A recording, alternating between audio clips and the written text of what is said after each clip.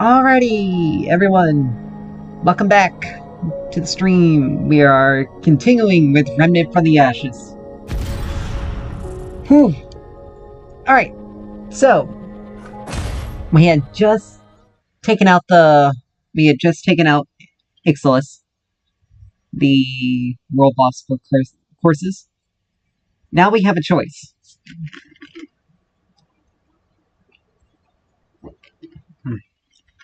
Caffeine. I was a bit under the weather yesterday, so I'm not exactly so I wasn't able to get my normal caffeine fix. But anyway, we now have two choices with the Guardian's Heart now. We can either go back to Rom and give it to the Undying King, or we can give it to the Iskall Queen and be able to get some stuff as well. They both give you rewards, but giving it to the Iskall Queen gives you more rewards than giving it to the Undying King. And like I said, you can last time at least, you can skip courses altogether by just killing the Undying King, because you still get the key. But this way, you get stuff and the key. You have done it. The Iskall saw it all. The Guardian is dead. Will you give us its heart? We will be forever in your debt. If only we could tell you, Gleamer. But our reasons must remain our own. So, with what she just said, they can't tell us. It makes me really think that the Iskall is like part of the root. And you can kind of sort of see it with the way her body is. It looks like there are root things. Yes. Thank you, outsider. You are forever in our heart. But, and here, as I don't promised, is your reward. You can ask us anything. So we are elated to hear. Alright. So we can now stock up on stuff. We can get some nectar. See how many of these. We'll go ahead and buy one. How many of these? Let's just return often, Gleamer. Alright, so we got the crossbow, which, much like the Devastator, has single mags. It has a much longer range, or it has less range, or less ideal range. It has less ammo capacity, but higher crit chance, and it has much greater accuracy. As you can tell, some of these, this was used by some of the enemies here. And it also doesn't have a mod slot, or, it doesn't have a mod attached to it. So it can be pretty decent. And we also got the Slayer set. Let's see, when did we even get... Let's see. Oh yeah, we did. Okay. And we also got the Slayer set, which comes with the Assassin bonus. So reloading increases the total damage dealt to the next enemy with that weapon for 10 seconds. Or that lasts 10 seconds. And reload speed is increased by 10%. So we get a 7.5% for one, and it scales up to 30 for all three. And it's a very decent set. Because getting the reloads, some alerts.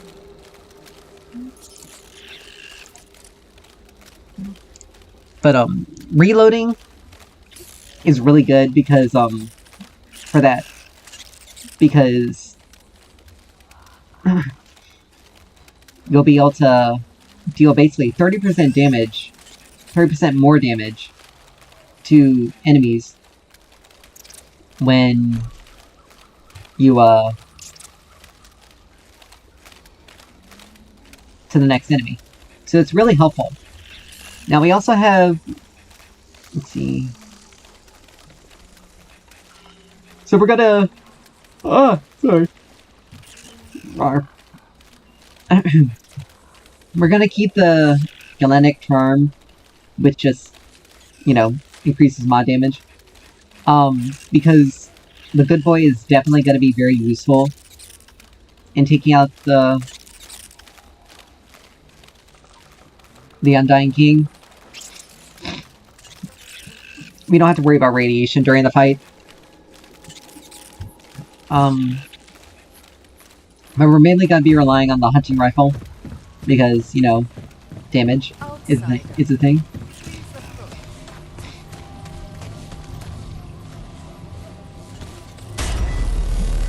But you'll notice we still have all of our buffs. And now, we can go to the Undying Throne.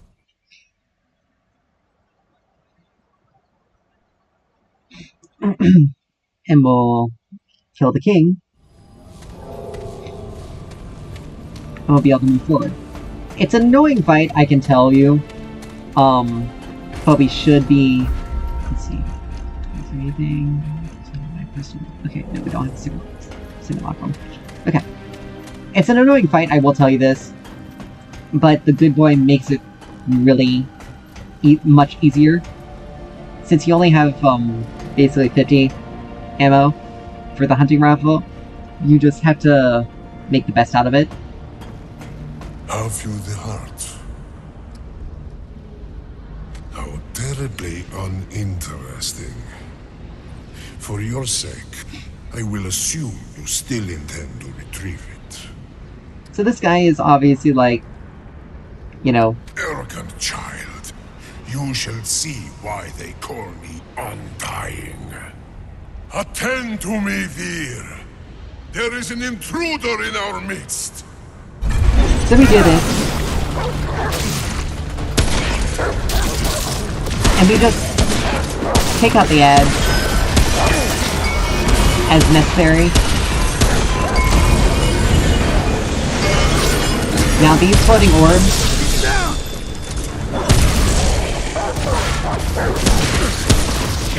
Yeet! No!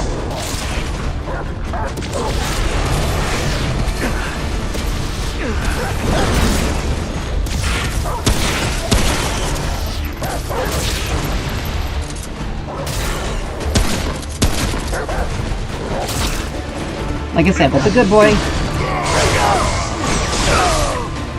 Yeah, this... Like I said, this fight's really annoying.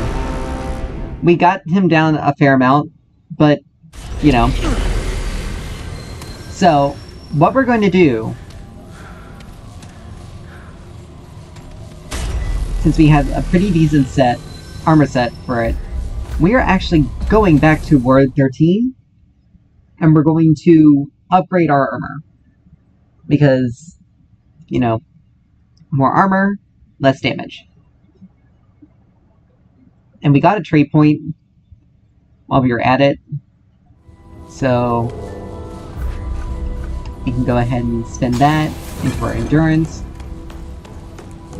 Now, like I said, you can spend trade points however you want, but it's always best to try to get the health and stamina up. Yeah. See, just in case. Let's have a look. Yeah, Okay, good. everything's good. But it's best to try to get everything up as much as possible. You're made of. What do you need? So, we're gonna just spend some time upgrading these. Let's see. So it's kind of ranged or melee hits, gets the same increases in numbers, total damage dealt to the enemy. It goes over time.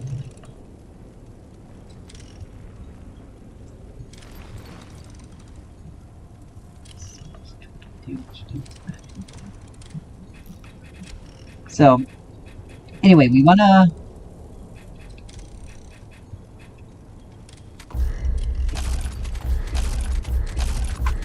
we can go ahead and just get that to get these upgraded to like plus 10.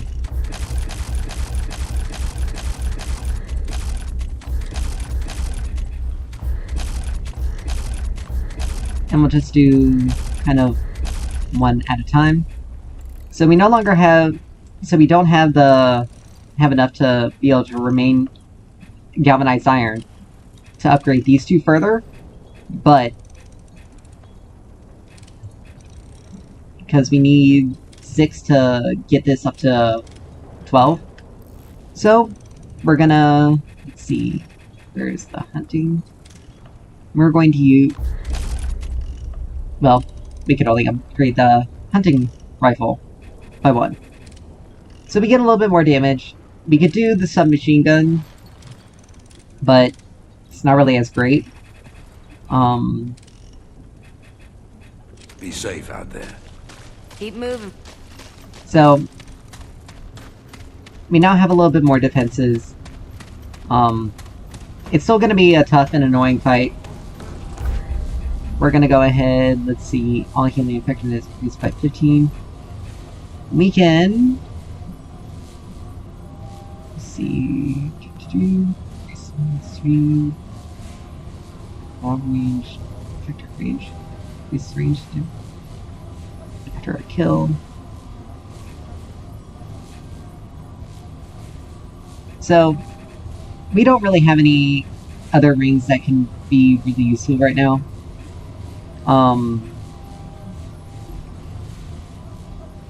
Pillar of Stone, maybe, but not really. And same with the Hunter's Halo, not really. And we already have Pillar of Stone equipped, so just the 15% increase in healing, since we'll probably be using Bloodworts a fair amount, then maybe. But yes. Try to, right out the gate, try to make sure the good boy, you can do this with anything, with any weapon, but you just have to make sure you pay attention to the ads, and then have, you know, good enough awareness of where the Undying King is to keep from... keep from... Attend to... There is an...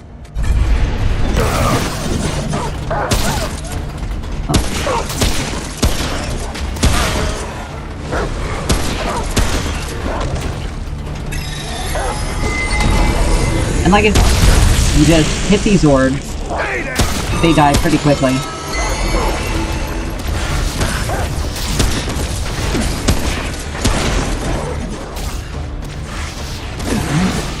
Everything's on this side.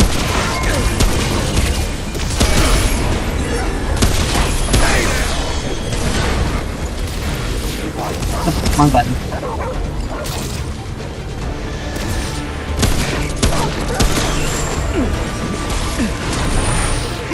You just try to you just kinda have to try to keep distance from this guy.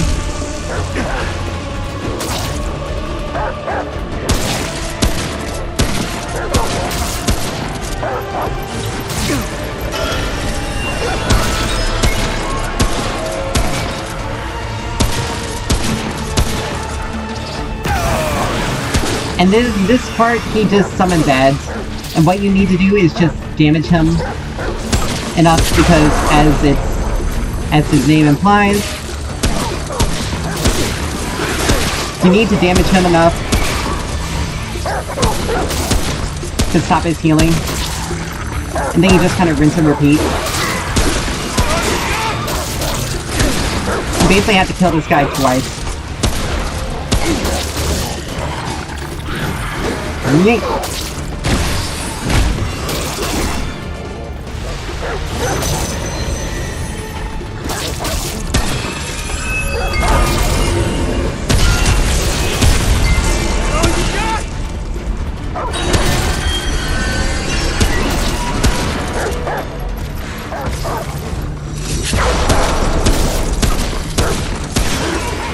There we go. That's rough. Whew. So now we also got the Undying Heart, Kingslayer trait, and the Labyrinth Key. Now, the interesting thing is, why would he have the Labyrinth Key Bag's full. if he was not going to...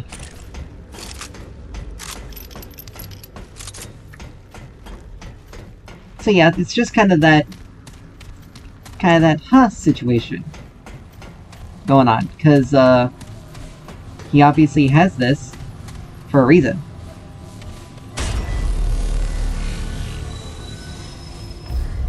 So now we can go back to Ward 13.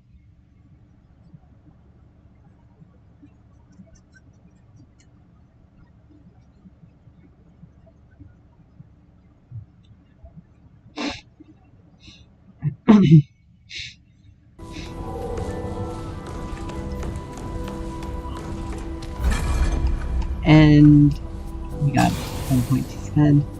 And the Kingslayer trait just increases our critical damage. Just like the Executioner increases our critical strike chance, or our critical chance. So we can deal more damage. So we can deal more crits. And then we can deal more damage with our crits, because with this. So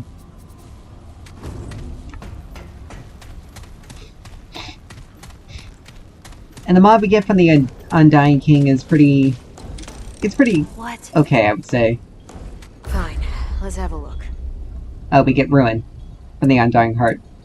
But Ruin, its weapon mod is, if charged upon death, the wielder will be revived at 50% health, and they will also take 10% less damage and be immune to status effects for 5 seconds, with a 5-minute cooldown. So basically, every 5 minutes with this, you could... Yeah, good. Now go. So let's check it out. An accurate rifle that fires quick 3-round burst that deals radiation damage, with a mid-range scope attached, with a 3-time scope.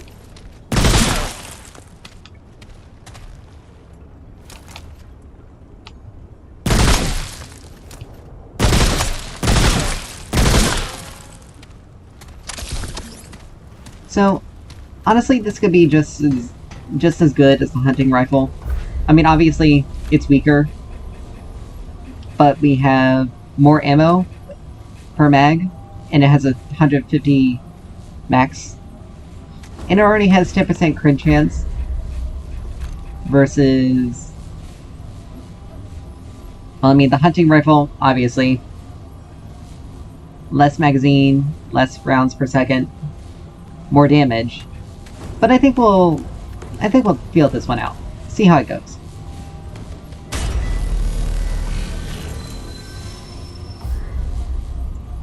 But basically, we now have the Undying effect.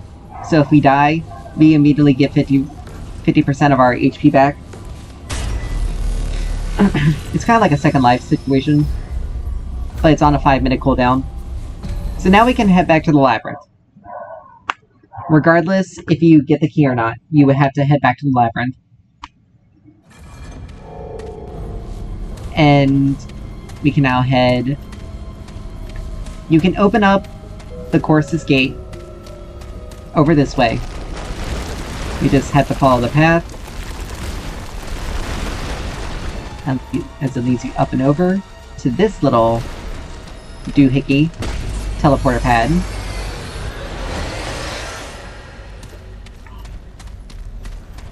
And you would think there'd be something over in that direction, but no, there's nothing. You can't even go over there. Same with on this side.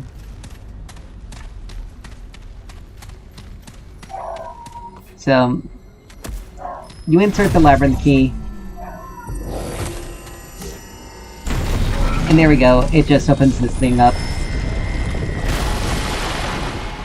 Now this isn't the one we want to take though. But yeah. Now every single time you have to go back into the labyrinth, you'll have to open it up with a key. But that's just kind of how it is. Still, it does make you wonder why the Undying King had the labyrinth key to begin with. Seems to me like he was wanting to invade some other places. Like, it just seems a little... like there was definitely something else kind of going on with that.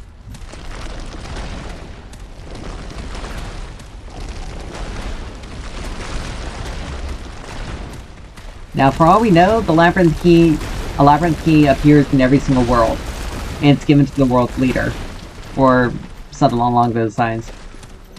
And as a result, they would have it. But I don't know. It's never really been explained, which is something I really would love for them to have done in. Love for them to do in Remnant 2.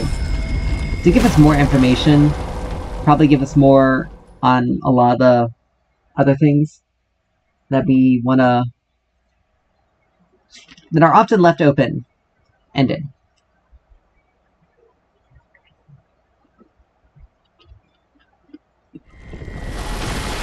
And so here we are.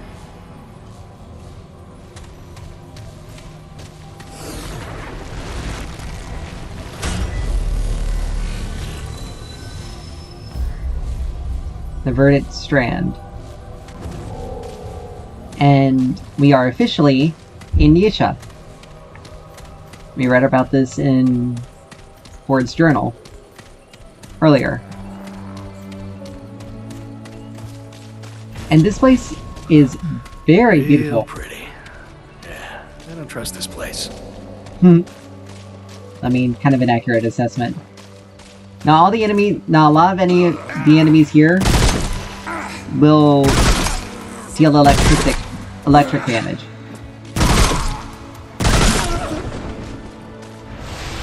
And with these guys,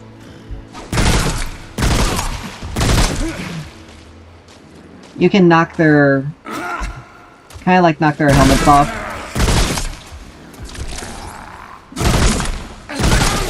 But as you can see, they're kind of agile.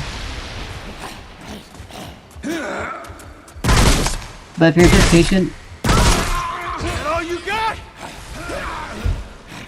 they'll make it... they'll dodge on their own.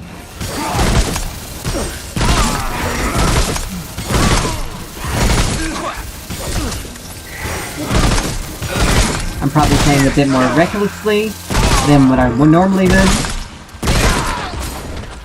But we just killed 2 people.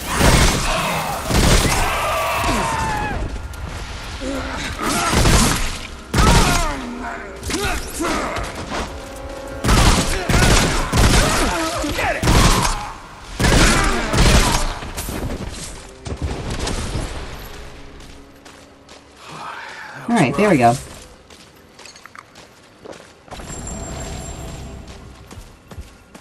But like I said, we also had the Undying effect active. So, if we do die to mobs, then we have a better chance of... we basically have a chance of getting revenge. And like always, look around for things to collect and grab.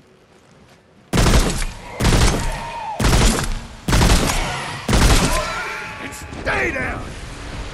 And the one thing about some of these longer ranged weapons is that you can easily snipe from farther away. More galvanized iron. It's good.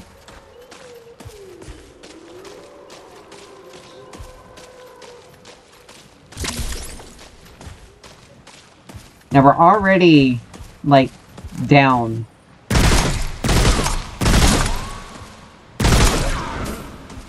We're already down to 15 ammo left. So it's like, okay.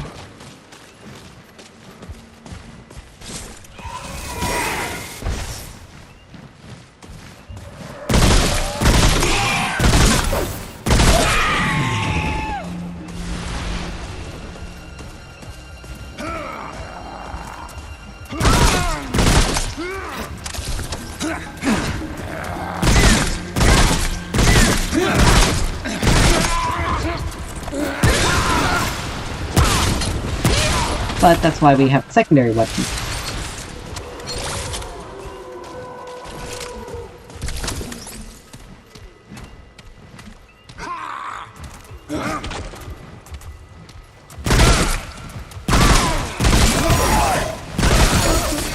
But these can definitely get pretty hairy. Really? These can definitely get pretty hairy if you run out of ammo for both weapons. So...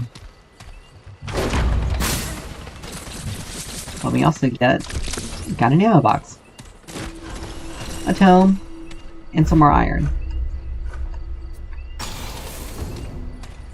And like I said, all of this stuff is randomized. So there's never been a guarantee. There's never going to be a guarantee on spawns for items.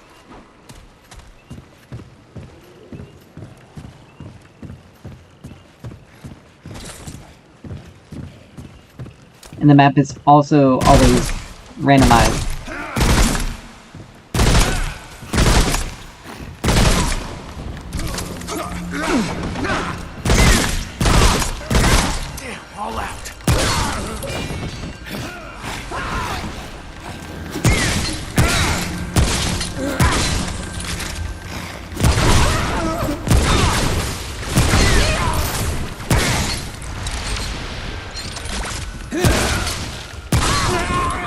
But the Undying effect is still active on us, even if we have our secondary weapon equipped. In you. It's over. So, I mean, really... So if we do run out of ammo on one, we have something...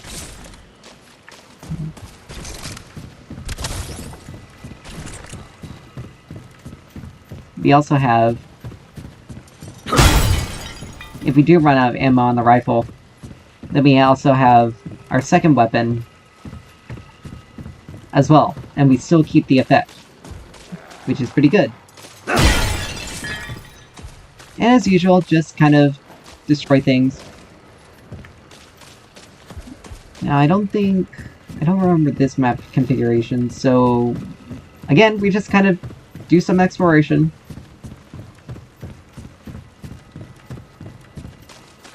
Usually if you find the large crystals, that's where you're meant to be. Usually. Not always. But here we have... So there's the crystal.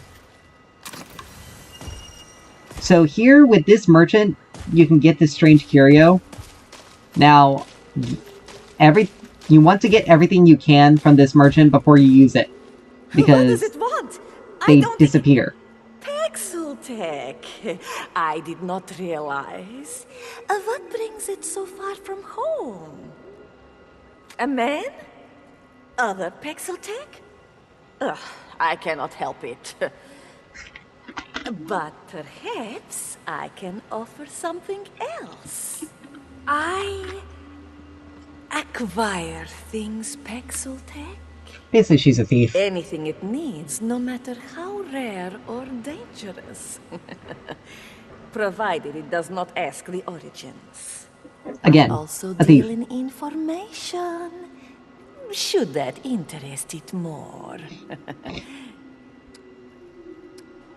I hear many things a Pixeltech would be interested in.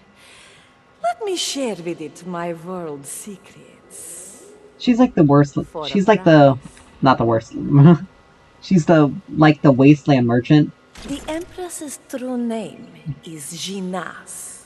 Oh, that's It something I've was never she heard. who first found the Tree of Life and ate of its fruit, giving her eternal life. It is she who controls the nobility by granting scraps of immortality. It is what... So let's see. So this ethereal orb is really good, and this golden plum is decent as well. This is just a health regen, and this is, you know, your anti-shock item.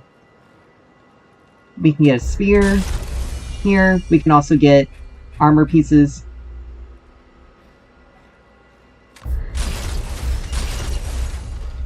And the Guardian's Ring, which costs us 10,000 scraps, but it reduces incoming melee damage by 20%. This we can get from one of the optional areas. So we're gonna go ahead, we can only afford one of these, and we're gonna buy as many of these as we can grab. But It will tell me if it finds any... we don't have enough to be able to get any more information out of her either, unfortunately. But with this set, it gives us 4 shock resistance, and critical hits increase crit chance and damage for 3 seconds. That stacks up to 10 times. And our recoil is reduced by 5%.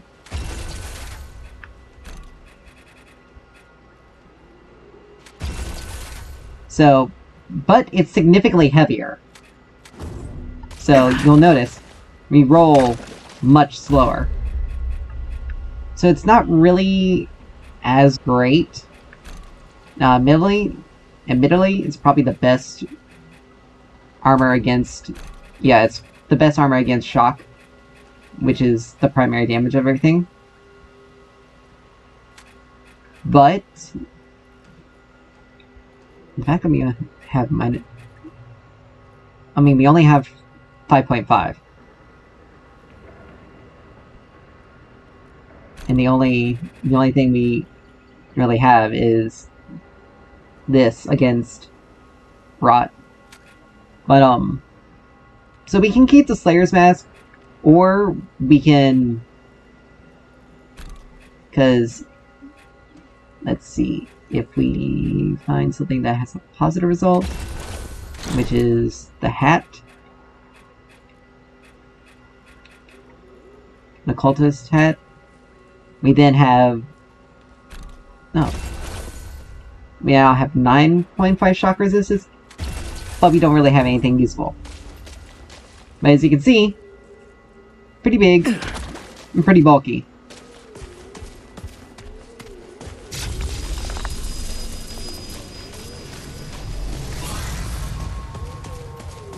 But we got everything that we can. And we can equip the spear, even though it deals less damage. It has higher crit chance. And honestly, it also has higher range than the flail. So, this is kind of the way we're supposed to go. And this is kind of like what we're gonna need to open this door at some point in time. But we can't, because you have to open it for the other side. It's basically like a shortcut back here. But we want to make sure that we get everything we can out of this merchant before we use this. Because it'll give us the Guardian's Ring, but it'll prevent us from being able to use the merchant. Nope, I forgot someone was here. Oops, missed that one.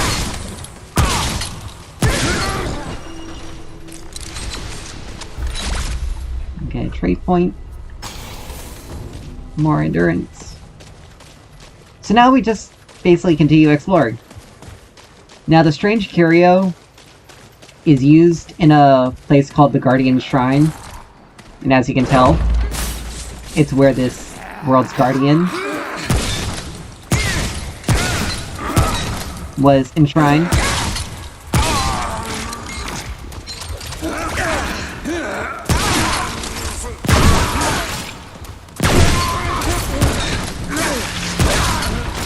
He dodged that by coming forward.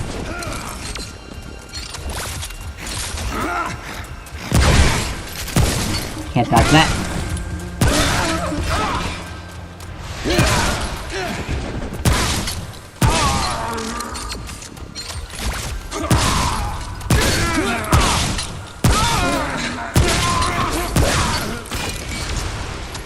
And just like that.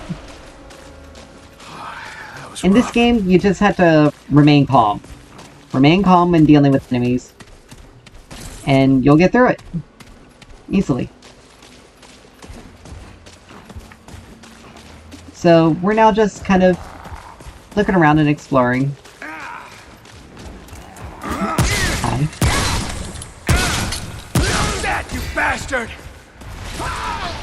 Now, we're not getting as many critical hits because we're not hitting weak spots, unfortunately. But it's mainly because a lot of these enemies, their weak spots are their heads, and those are protected. And our crit chance isn't really that high. But we're not relying on that. Oh, there you are. And you brought a friend.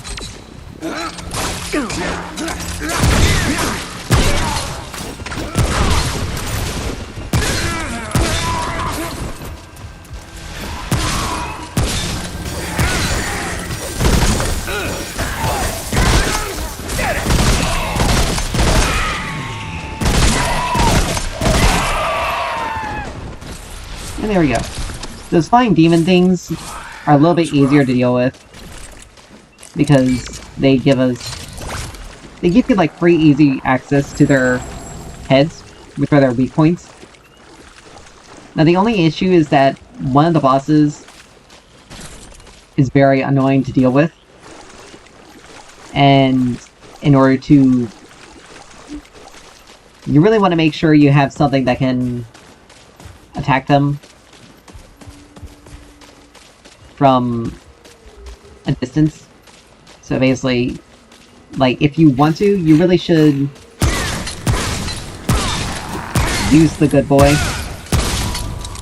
Use the dog.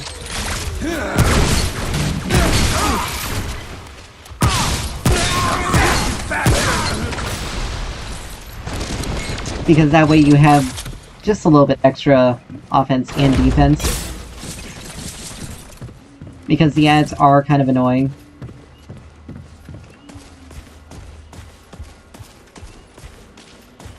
Alright, so we come down here.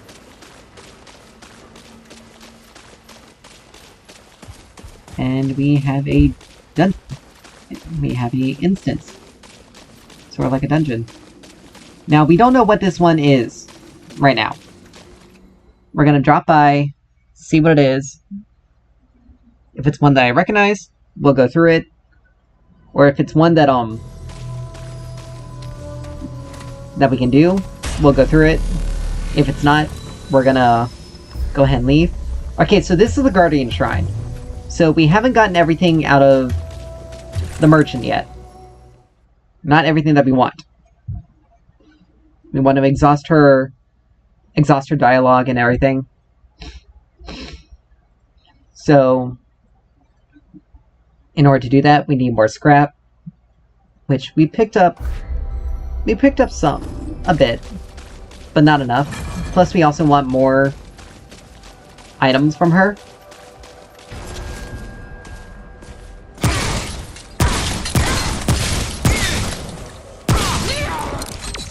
So, the more we get from her, the more we can, the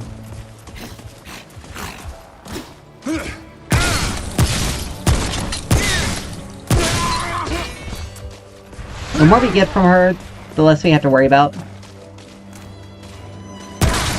But yes, we will lose her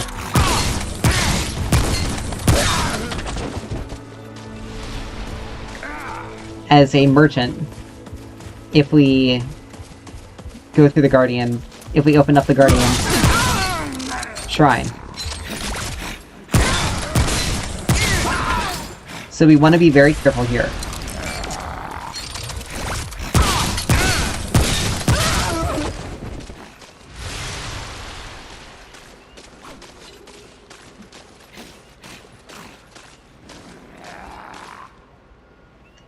Sounds like someone was trying to run at us.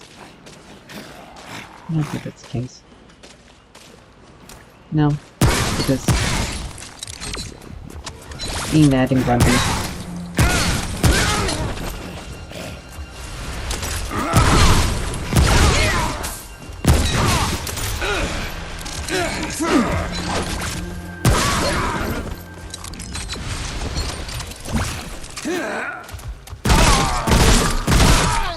All you got? Admittedly, I'd probably be doing more damage with the hunting rifle, obviously. But we're just trying this out. I'm seeing how it goes, seeing how it works, and you see what I mean? We missed something.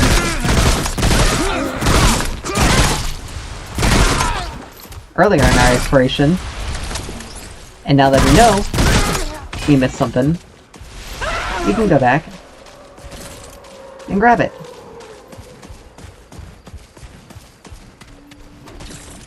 Some more forged iron.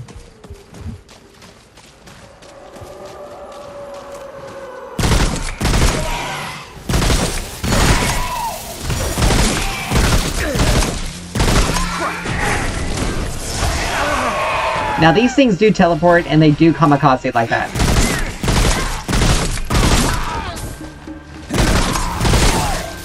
So you really want to take them out first. But sometimes it is hard when you have these guys bearing down on you.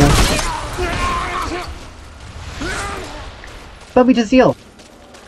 We deal and we deal.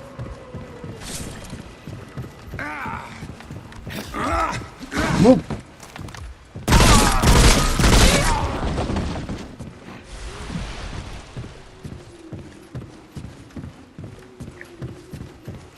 And so we now have some more scrap.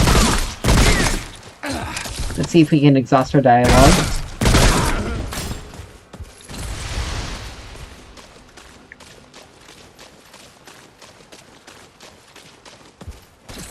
Some more galvanized iron.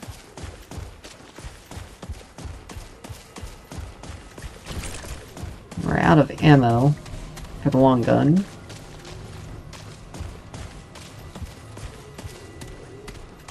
But like, if it's obvious she's been taking things from the... I wasn't... the See? Paxel-Tech. I will speak to you of the first Paxel-Tech to our world. The Krell King. It came seeking a boon. Not fruit of life, but death, rather, for an enemy that held its daughter hostage. The Empress gave it a twisted gourd from deep within the roots of the Thean. Few know, but this is when the tree became diseased. This is why Paxel-Tech are cursed and forsaken. The nobles survive on fruit of life as doled out by the Empress. Yeah, she obviously has been stealing things. Waned over the years. Some say she hoards it for herself. Others, the Empress among them, accuse villagers of stealing. None believe this. The truth is, the fruit has gone bad. The Empress hides this. The Empress's palace is built around the Thean itself. Her throne rests at the foot of the great tree. She alone controls who receives the fruit. She alone knows of the tree's disease and says nothing. The common pen rebel against the nobility. It is said their rebellion was aided by Pexeltech hero. I hear rebel leader grew fond of the Pexeltech. So sad the story. For Pexeltech is gone, and none know where. The Empress's palace is built she Alright. alone. So we kind of have, so we've exhausted her dialogue. We'll buy another plum from her. It will tell me. But I guess we can go ahead. We can go ahead and go back to the Guardian Shrine.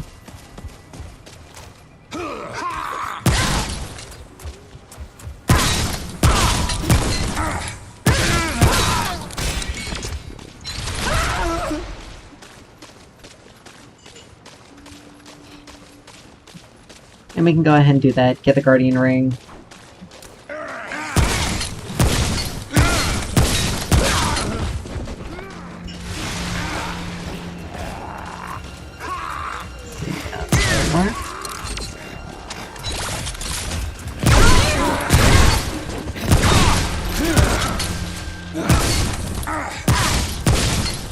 Stubborn. They don't want to be hit.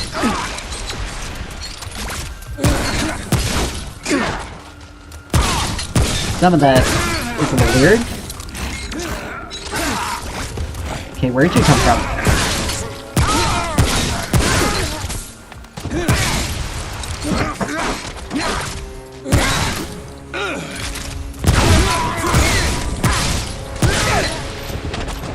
There we go. That took a bit longer than it should have. Whew, it's over.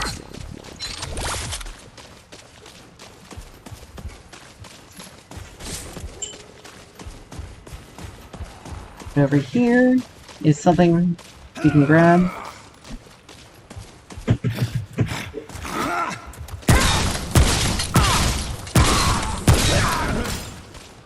There we go.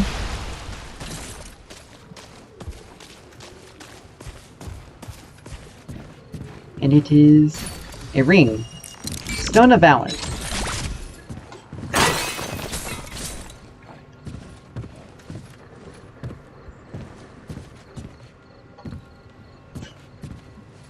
Obviously a bird-like. Oh no, wait a minute, it's a pan.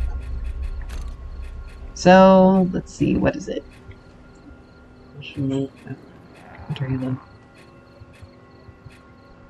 Stone of Balance. Increases ranged and melee damage dealt. Increases ranged and melee damage by 12%. So, the Blood Font is pretty decent, but it's slow. Now we could also do... let's see... We could replace that. We still have our healing, and now we have more damage.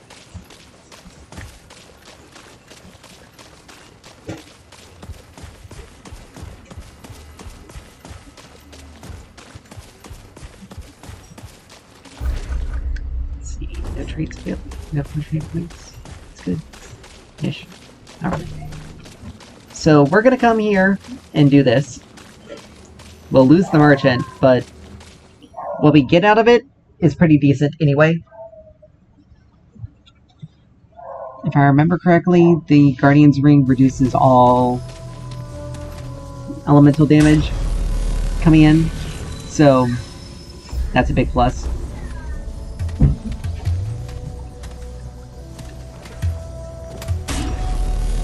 Let's see, if we were to travel... no, we can only go to Ward 13. Okay. Anyway. So we come here. Guardian Shrine. We'll go ahead and push this.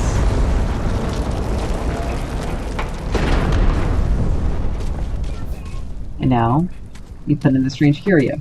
Now, I think if you can defeat the boss in here quick enough, you still keep the merchant. Otherwise you don't. But this is the world, or at least was the world's guardian. Now we can pick up a tome here, a tome of knowledge, and a radiant visage. And then we got the root bar.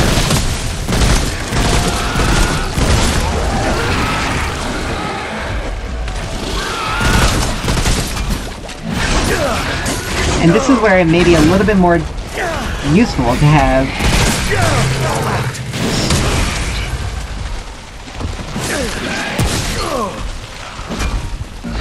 yeet.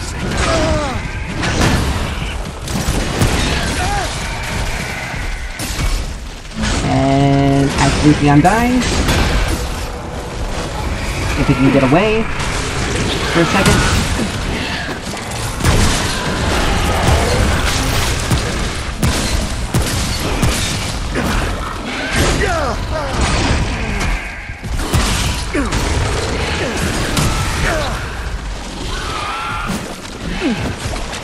But yeah, these things do like attack you twice. So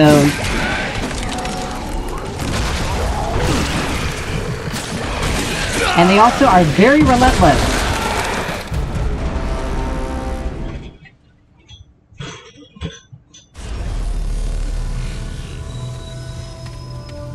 So with that, we are going to switch over to here. And we're gonna give ourselves our root mask. Because we still gotta wait for 5 minutes for...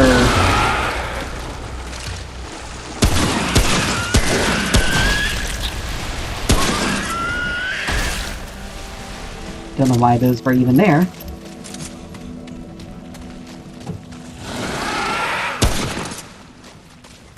That almost one-shot you. So this is what happens. If you don't kill it fast enough, it disappears. Which is fine. Not too problematic. We also got the Radiant Visage.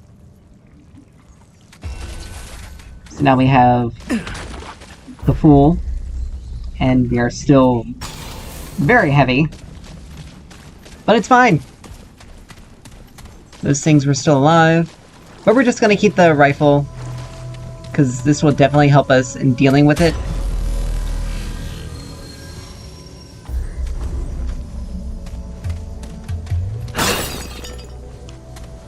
But we weren't able to kill it fast enough, so we absolutely lost the merchant. It's fine.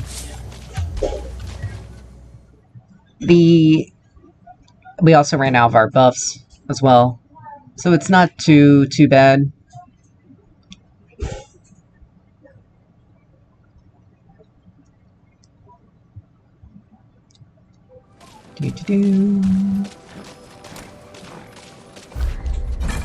Let's see, we can use Divine Nectar.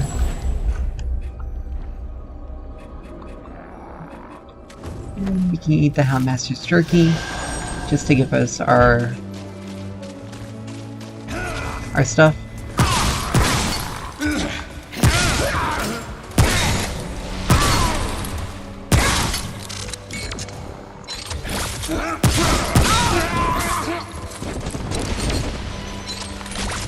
You got too close with like a small cannon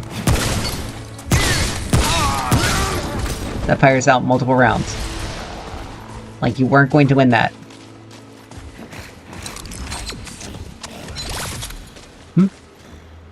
Okay, no one behind me.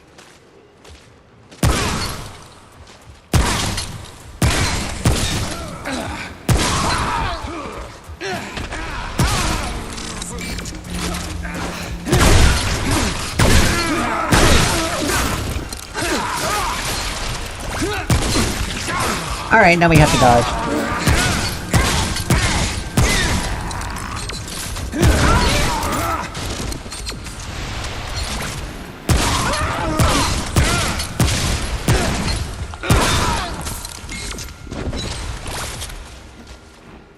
Alright. That was rough. Let's go ahead and just eat the plum as well. Our health regens much faster now. And stay down! But we're also gonna... Yeet! This ain't good. How dare you? I was in the middle of speaking.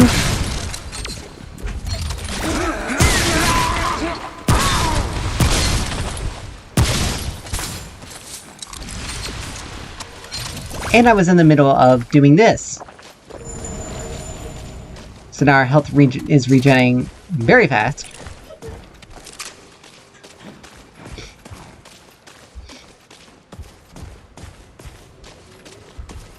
We come around here, and you see, the merchant is kind of dead.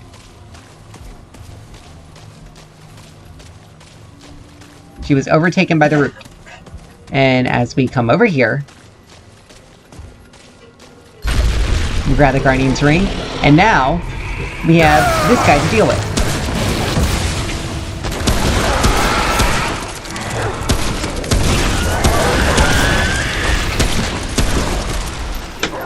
But this guy is pretty easy to hit if we can.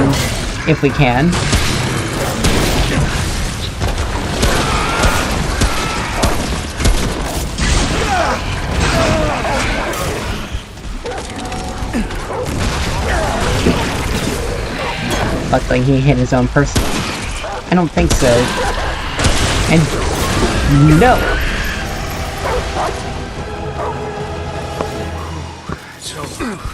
And now we have the Guardian's Blessing as well.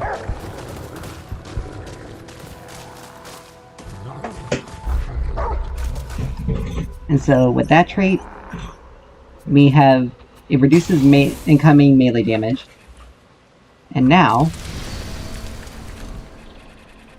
we go... let's see, where is it? Guardian's Ring. Reduces melee damage. So... yeah, we lost the merchant. It's apparently eating her. But you know what? She did kind of deserve it because she was stealing everything. It's a bummer, but, you know, things happen.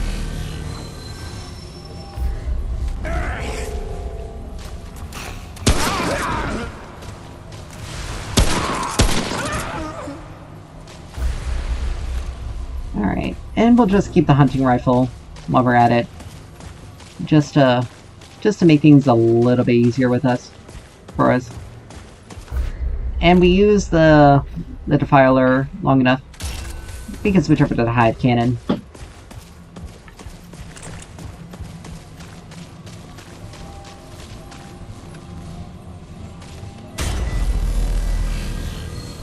That. I figured it.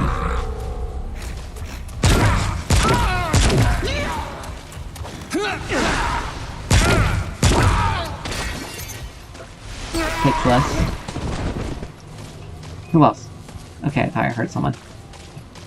But yeah, this little sucker does quite a bit of damage. And this does a bit of damage as well. But we no longer have the Undying effect, which is the only bummer for it.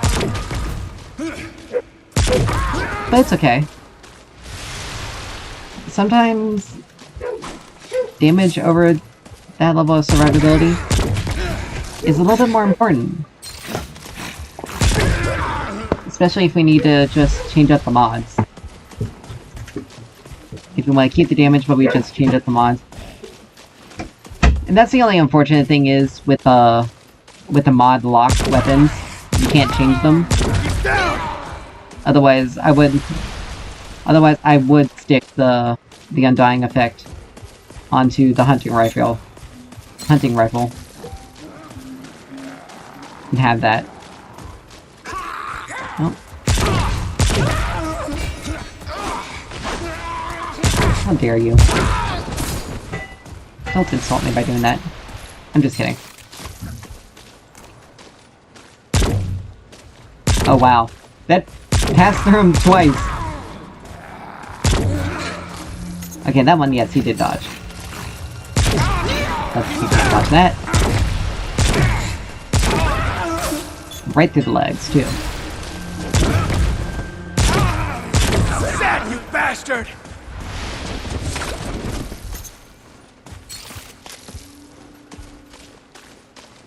So now we just continue and go forward. I'm surprised we haven't run into any elites yet. Not that I'm complaining, but I'm surprised. Of course, now that I've said that, we'll probably get like 2 at the same time. And they're gonna be the most annoying ones. Annoying types to deal with.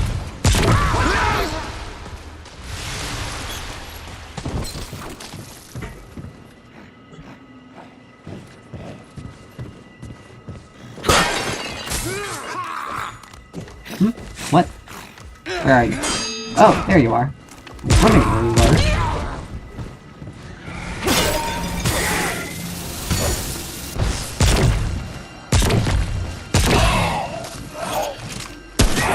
I'm just gonna make them a little bit easier on us.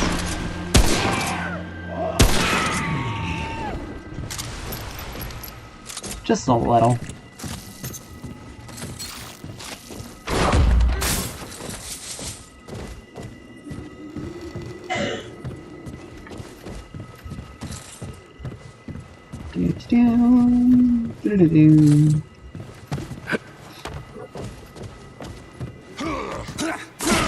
Oh, wow.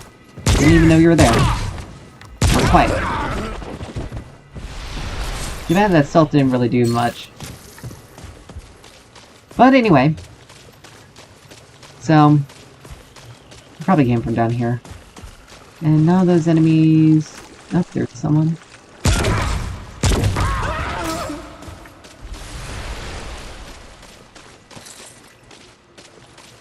So none of these enemies dropped. So there wasn't any real drops, so that's good. And keep in mind, like, Reggie, except for, like, certain items, Reggie, back in Ward 13, sells all this stuff. So, let's see, how did he?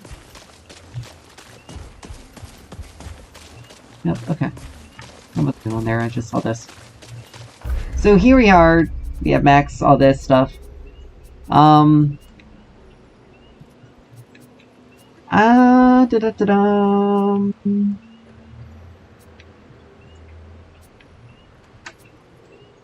It's really hard to... We'll probably do Bark Skin for the third, because that just increases our armor efficiency, which basically just means it increases our defenses.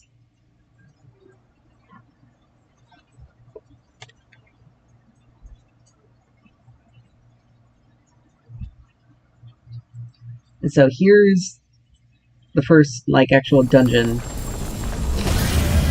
Let's see... What are we dealing with?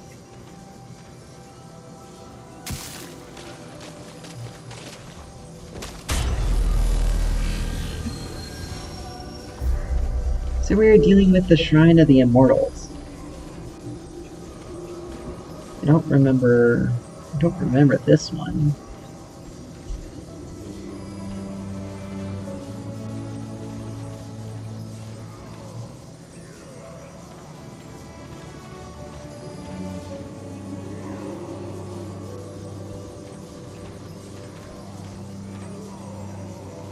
Alright. Oh yeah, that's right. This one is the... This is just basically like a story-based dungeon. It's like the only one, really. Aside from, like, the Root Mother instance. Basically, you just kill the enemies. Because you get... Because you have allies. Here. And they're slowly doing things. Fight with the rebels, survive the siege. So we're just gonna summon him. He'll go... Enemies will start attacking you, obviously.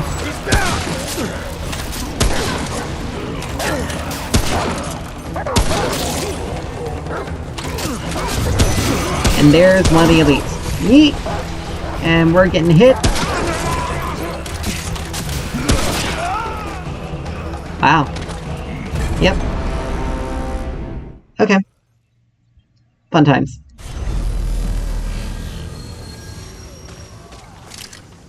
So I think, why don't we switch over to Ruin? That way, we don't have that happen again. At least not twice in a row. We did get a trade point, so let's go ahead and use Barkskin, which... Let's see, hold on. Increases armor effectiveness. Yeah. It doesn't tell you, like, what exactly it decreases. I don't know if it decreases the weight or what. I didn't notice.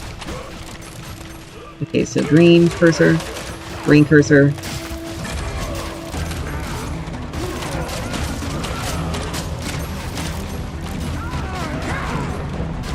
Green cursor, green. Alright, so where's the big guy?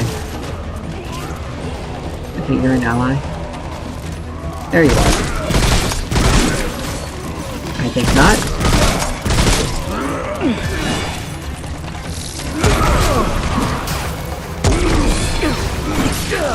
Ow.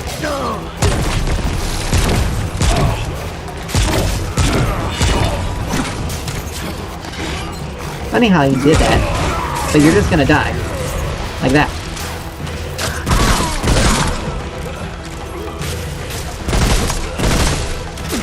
I think you guys were hiding.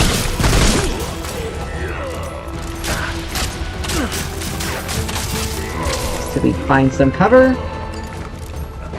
Heal up a little.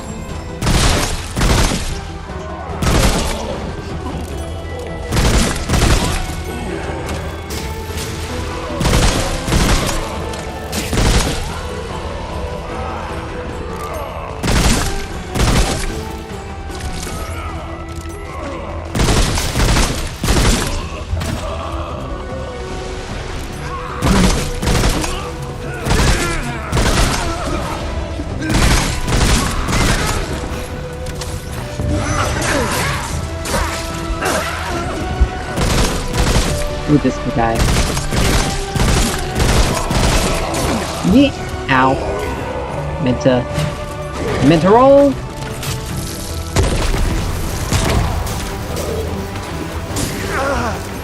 Ooh, he attacks slowly, but very wide range.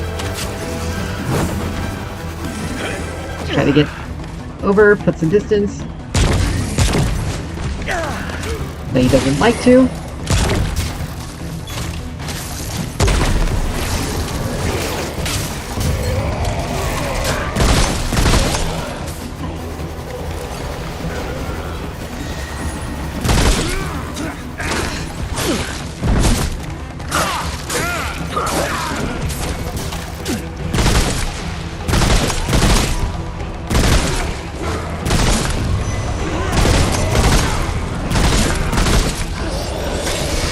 Alright, so this guy.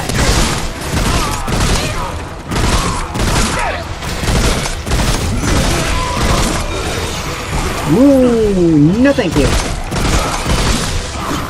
So this caster dude, you want to kill as quickly as possible because he does buff up allies. Like I did right there. Luckily we have our Undying still active. Ooh, crap.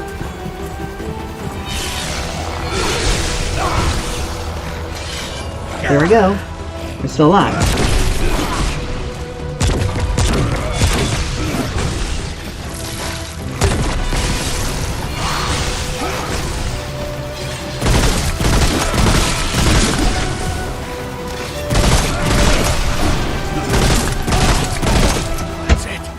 Nope, we're out.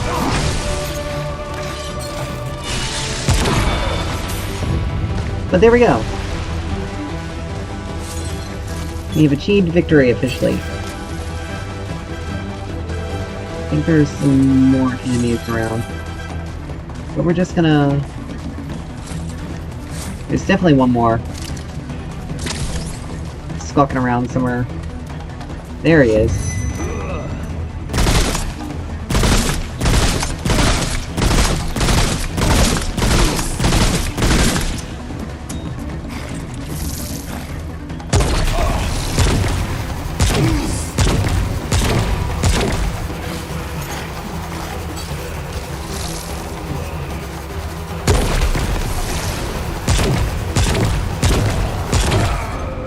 There we go.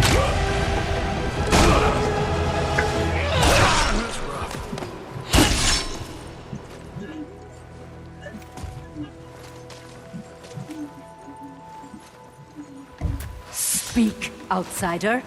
Who is it you serve?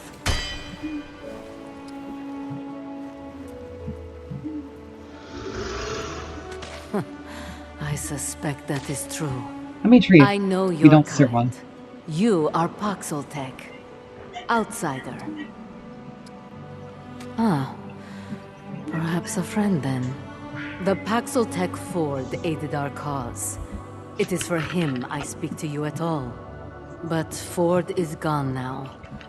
They question him to find us. A queen keeps him in her ziggurat. Ziggurat is easy to find. Ford is not. So we'll exhaust her dialogue. This one is Navun, once a sentry of the Empress herself. Now, leader of those who resist the nobility. For many turns. One of your centuries, perhaps. Nobles trapped his men in a cave. Slaughtered everyone. At least this is what we thought.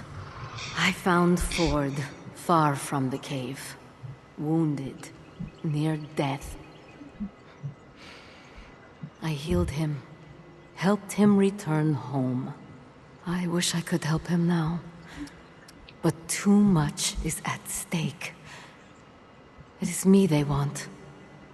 Ford understands this. In truth, it is immortals we fight. The progenitors of the noble lines.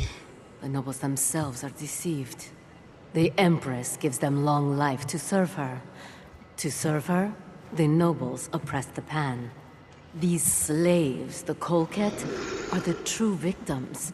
They are raised believing they serve immortals, that their place is preordained. But immortality is a lie. The tree that gives the rulers life is dead. Though not all yet know it.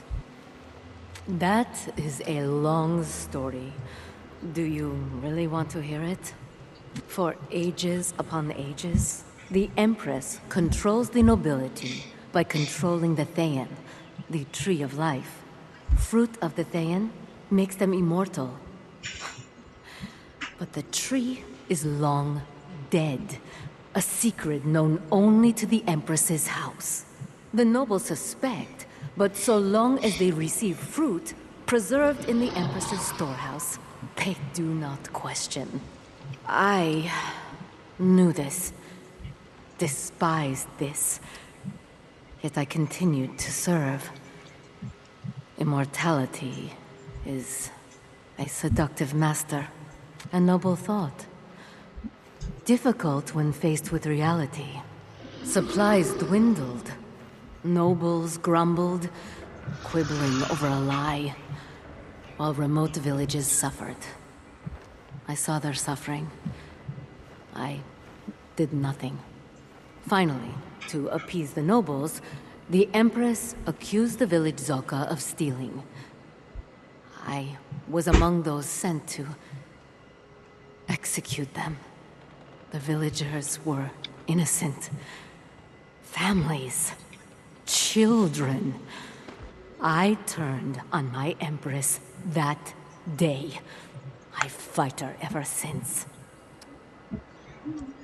So basically, she became disillusioned, and when she was sent to kill a bunch of innocent people, she decided enough was enough. Yes. He returned many times.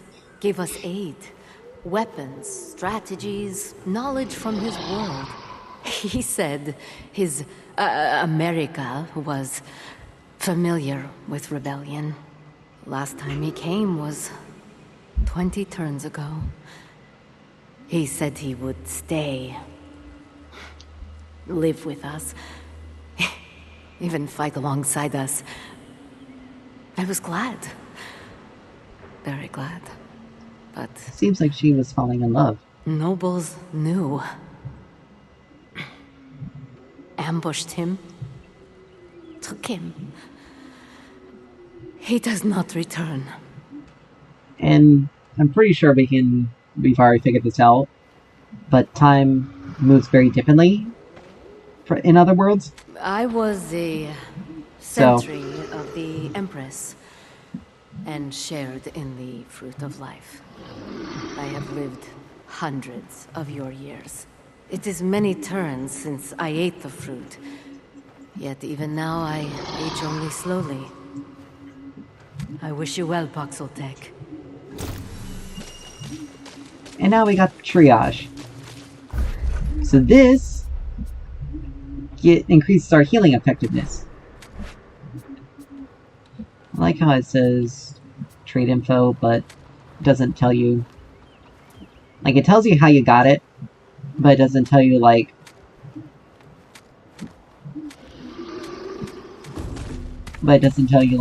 specifically what. I never knew you could look up right up here. But it doesn't tell you, like, specifically how you were, like, what it actually affects. Like, armor effectiveness. I think it affects the weight. So the more you got, the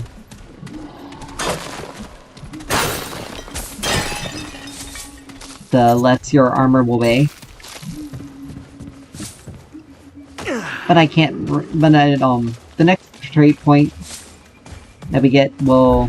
Let's see, do we have one? No, we don't. We almost have one. Next trait point we get, we'll go ahead and look at it. Poor guy's injured. But this may very well be their camp as rebels.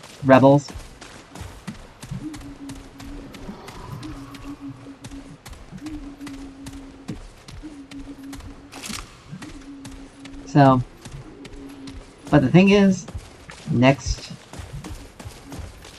healing area, we can restore our undying effect.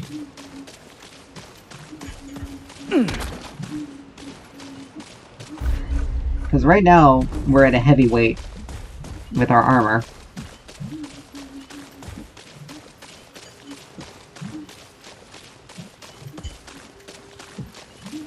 If it does decrease the weight, then maxing that out, like third, is probably the best.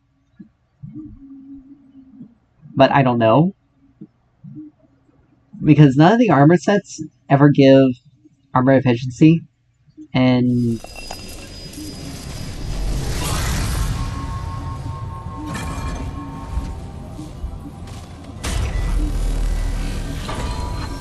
alright, there we go. The Scalding Blade.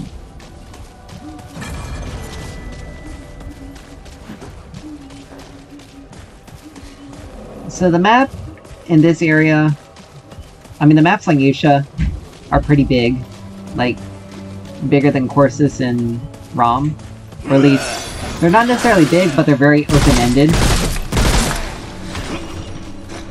Here's a trade point. Alright, after we kill this guy, if he decides to show up. There you are. Jeez. Hold on.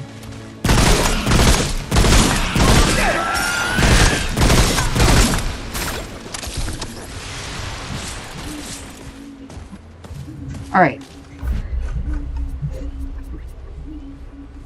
So armor is at 255.7 and weight is 59. Okay, so it does increase your armor. I wonder if there's something that can decrease the carrying load. Or like, increase your carrying load.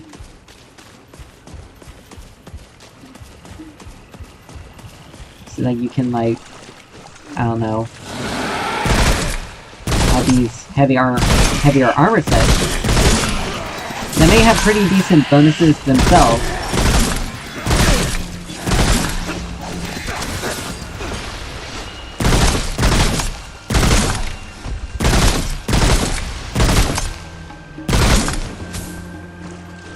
They may have pretty decent bonuses themselves, but they're just heavy to use and cumbersome. What? Oh.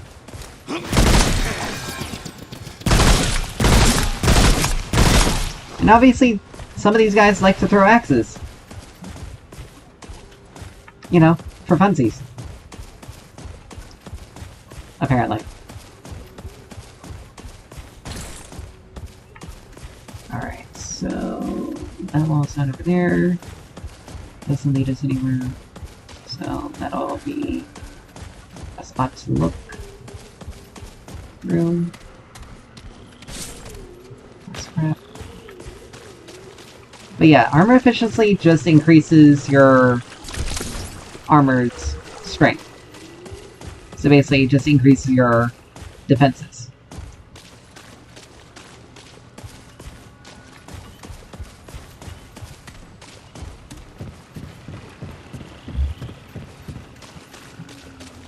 Here.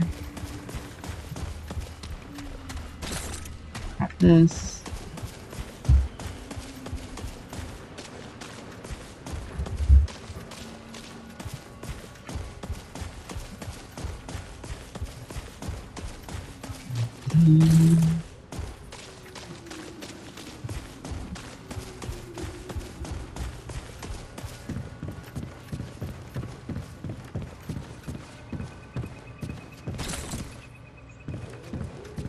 And we just do what we've been doing.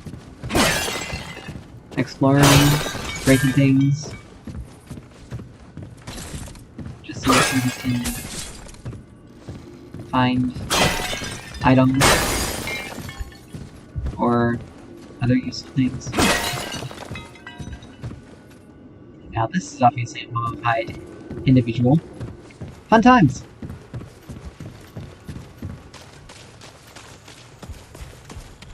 Alright, so now we can go the quote-unquote correct way.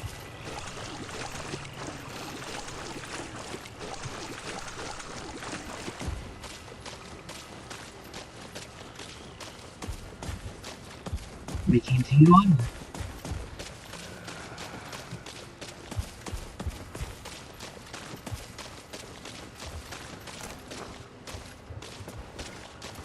Alright, there's an item up there.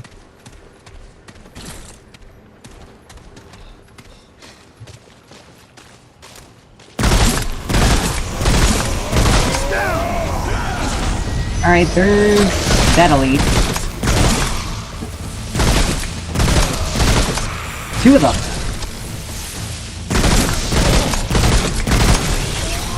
Interestingly enough.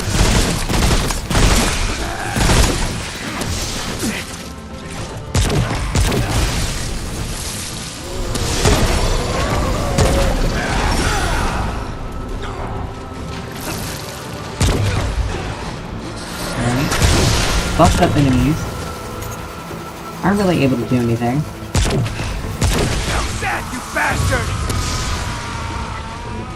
Dodge that by simply walking to the side. It's over. Okay.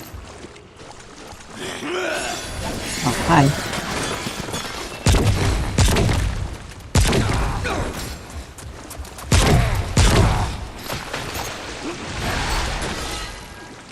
What? Someone was around there. Grab those.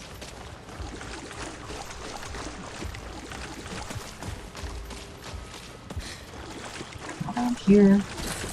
Grab this. Open that. And then we make our way up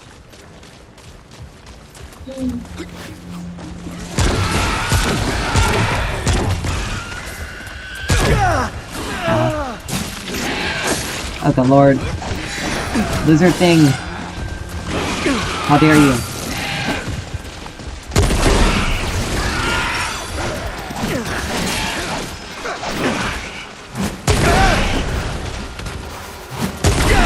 And sometimes you just have to take the L for that.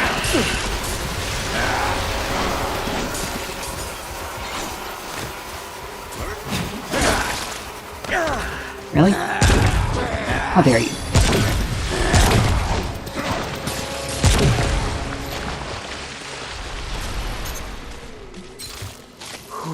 It's over. Alright. I'll just drink a blood wort. Just to get that healing up quicker. We took this thing out. So let's grab it again.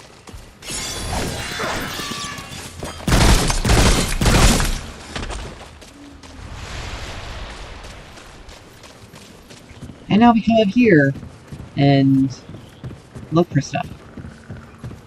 More stuff. Adrenaline. To be honest, I never even touch adrenalines because I don't really need them.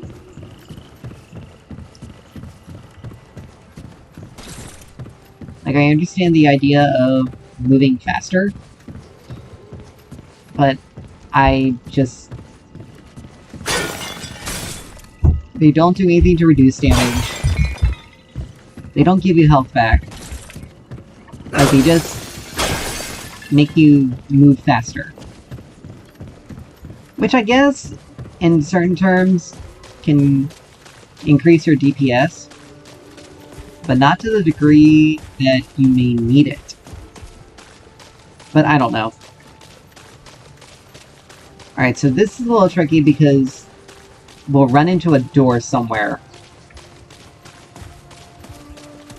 And I think this is it.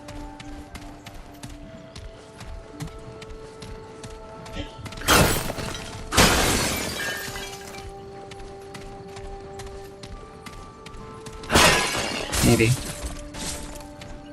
I think it may be it. Yeah, because we're not able to go past that, and we'll need to go down that way. Aw. I guess that's not... Nope.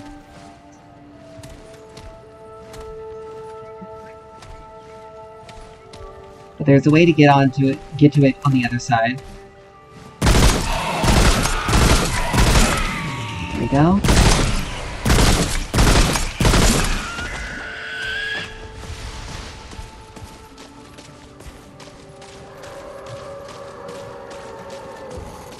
But we ended up coming this direction anyway.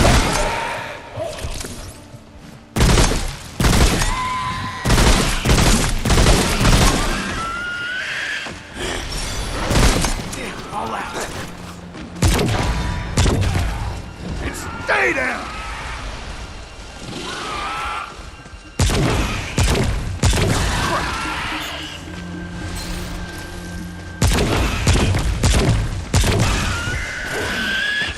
Oh! Did not even see you, sir. Sir?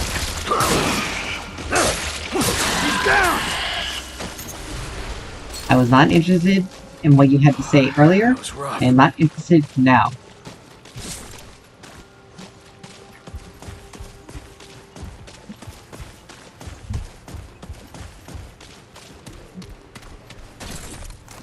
Oh, hello.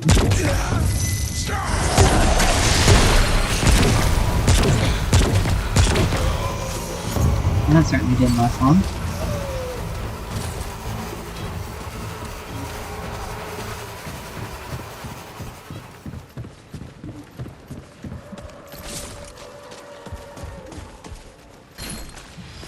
Restriction cord. Let's see what this does. Restricts the wearer from healing above 50% of their maximum HP and reduces incoming damage by 15%. Oh,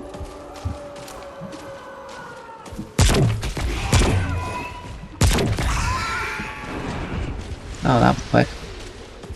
Not a really good accessory, to be honest.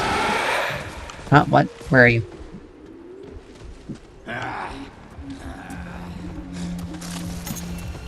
Oh. Hi. Nope.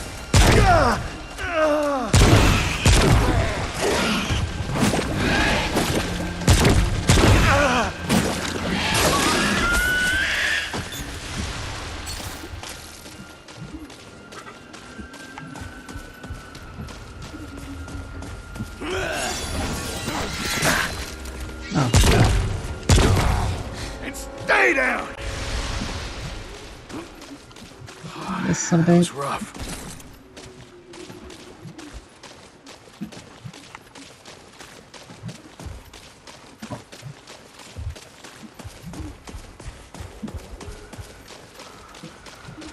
So if we go this way...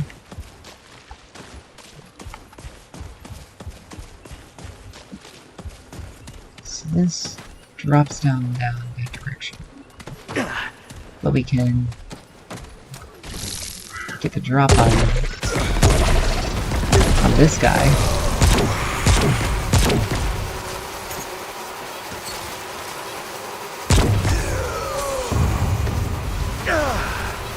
And we killed it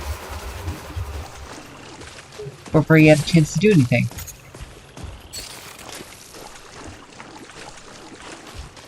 That's good. Alright. Oh, why did I do that? Alright, so we're gonna have to go back and check up that one area that we did not look at.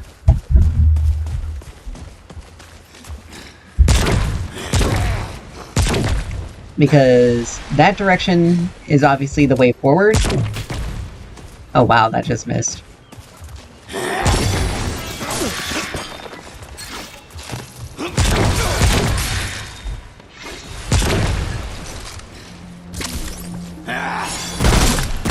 All you got?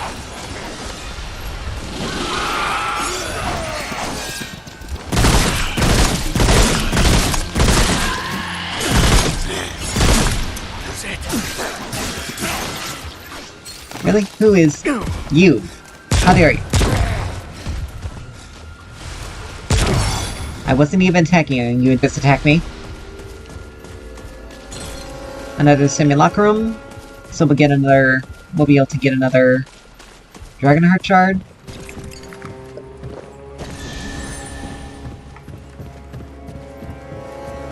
I mean, 15% damage reduction is pretty decent, but only to a degree. Let's go ahead and just use the ammo box, just to get ourselves restocked. Alright, let's see. That was rough. Alright. But yeah, so going this way, or going the path that we were just heading, would take us to a dungeon that will move us around, allow us to open, allow us to open up that door earlier.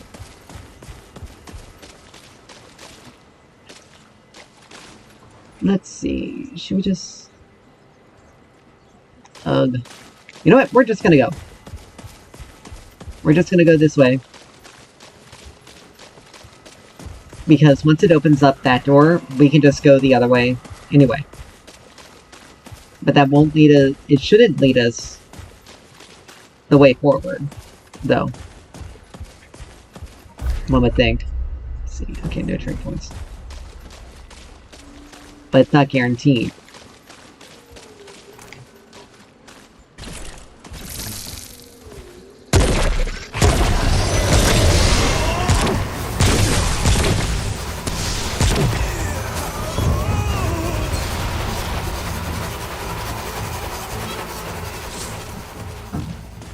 Alright. So we got some things.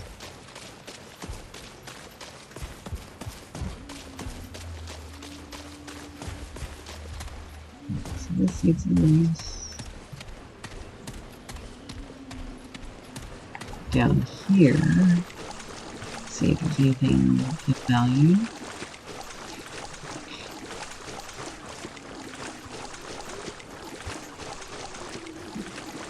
No, there is not. Okay. So we head back this direction.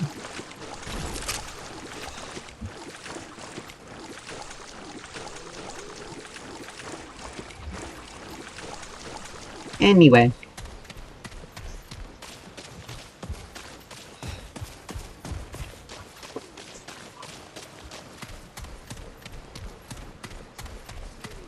So depending on what this is, we may go back the other direction, because, you know, exploration is always important.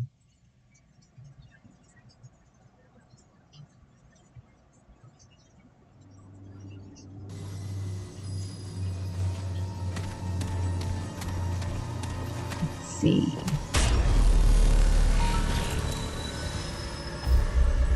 Alright, the Halls of Judgment.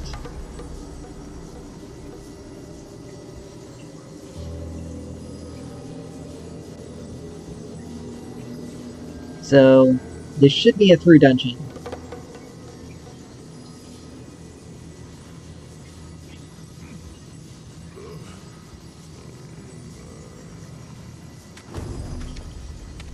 And it should take us out to the other side.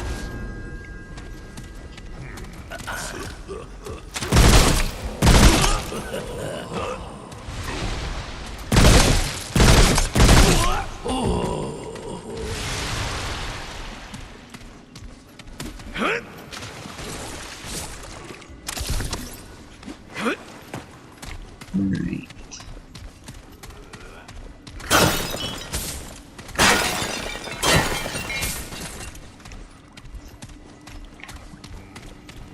But this one may be a little bit more linear than the others. Not too many side points.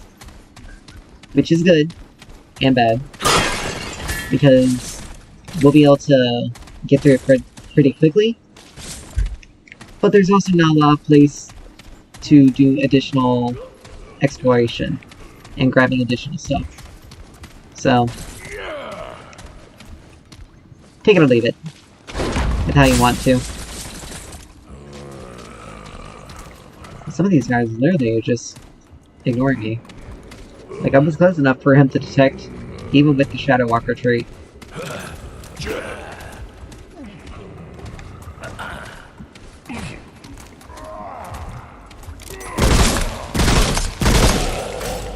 Oh, hit someone I did not mean to.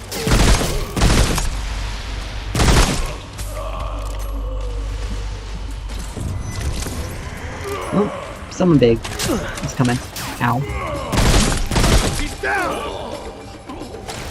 So we just kind of back up a little.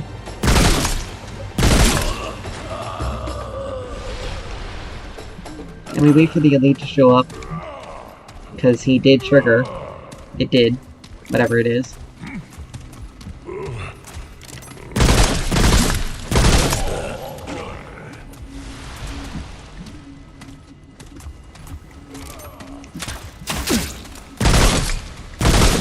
How's that, you bastard?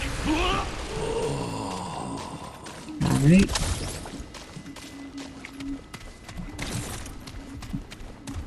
This leads us down this upstairs.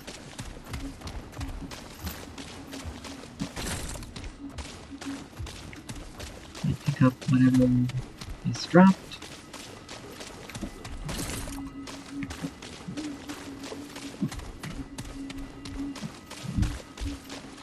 And we have a Hunter's Brand. See what this does. Increases range damage by 10% and weak spot damage by 20. So we can actually use both. And we'll do a fair amount.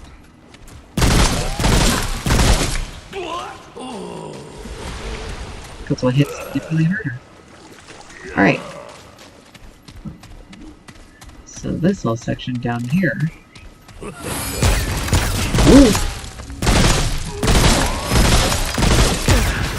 Alright, we're on fire. This is the elite.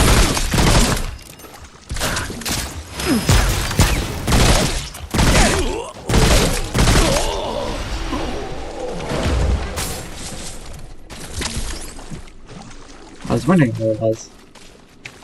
Alright, so now we got a trade point. More into the bark skin. And let's see. Make it refresh. We need to refresh all of these. And sadly, we don't have any more of the healing. Or, not the healing, the experience.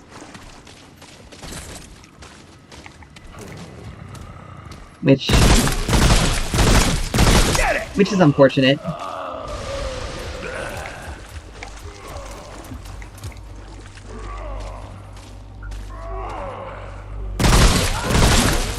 Oh wow. Didn't expect to deal that much.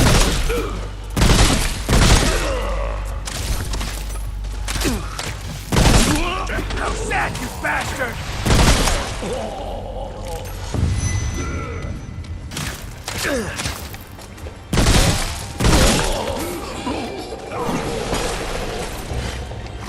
Oh, big guy. Nope.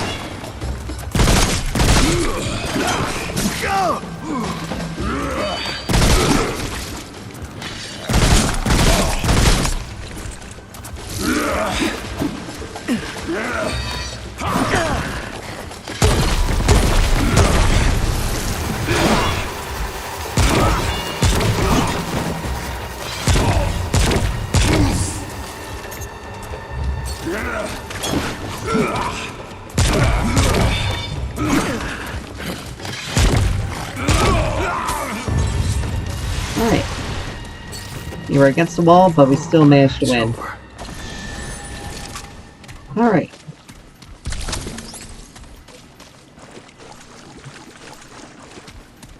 With only 17 rounds left. For the long gun.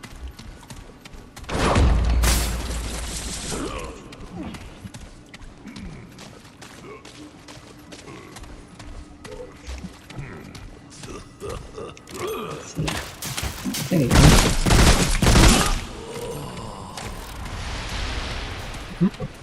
Oh.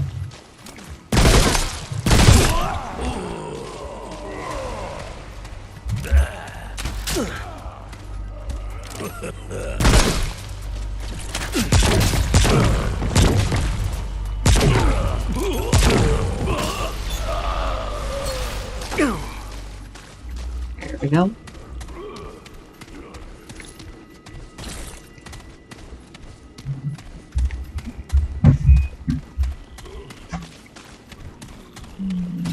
Continue looking around.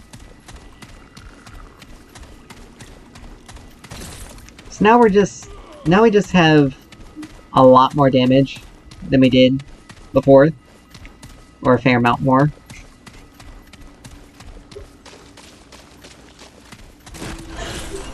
And another tome of traits. Awesome. And our armor is only just increasing.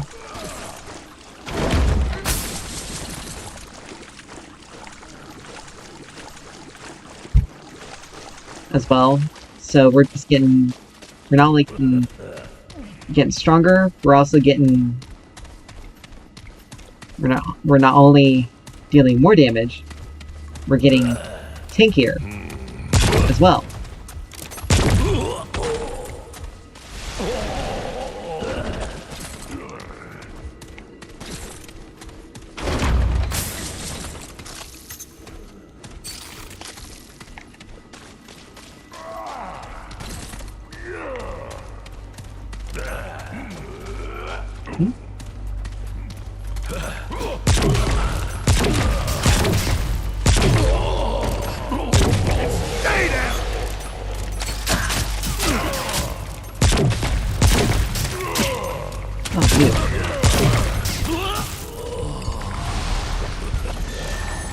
blood wart.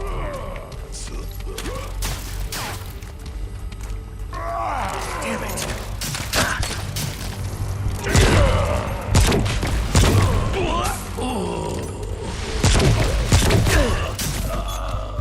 Really? That's it. That's some of these.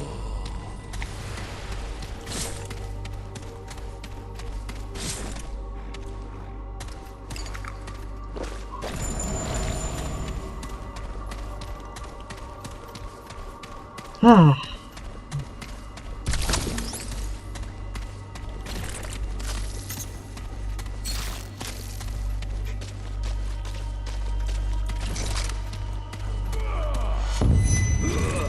Oh, shit!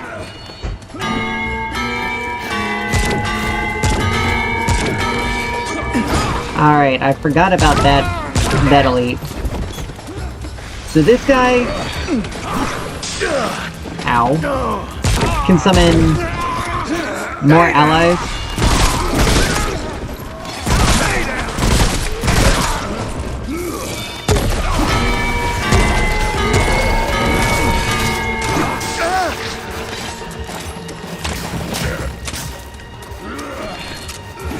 I rolled to switch back to you.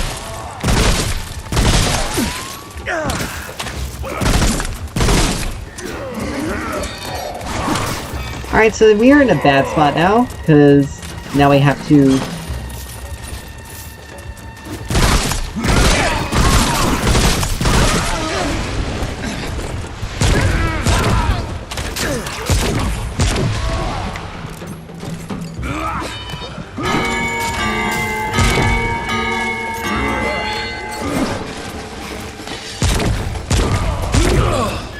Like I said, we gotta kill this guy pretty quickly, but we're also kind of in a bad spot.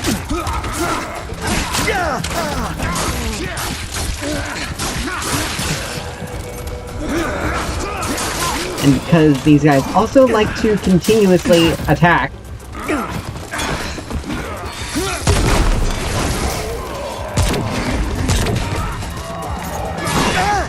Ow. How'd you get up there so fast?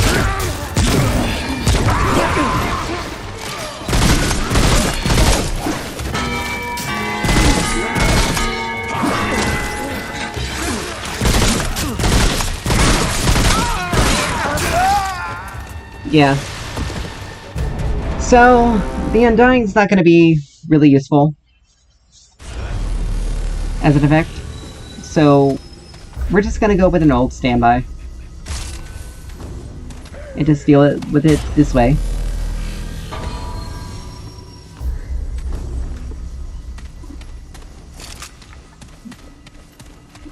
I don't like having to rely on this weapon, and or at least the add-on, or the mod. I keep saying add-on. So used to playing Dead by Daylight. That's too many shots with that one.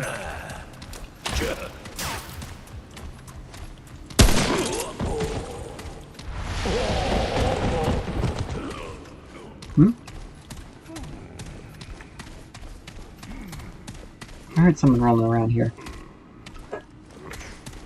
Guess I moved somewhere else. But yeah.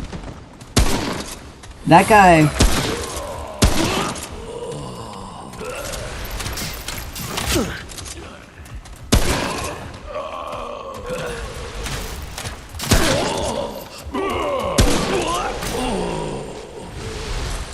We also weren't getting a lot of drops in terms of stuff.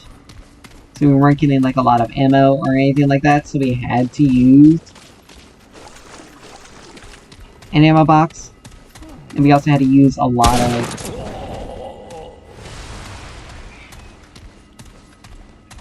We were also stuck having to use... Oh wow. I almost quick-scoped you.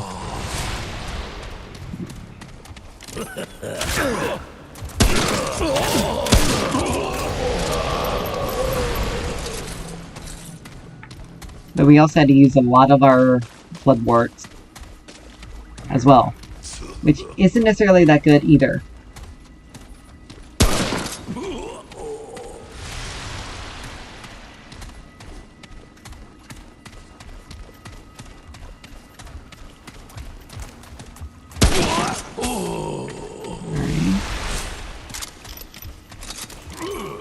positives of the hunting rifle is that we can practically one-shot every single enemy.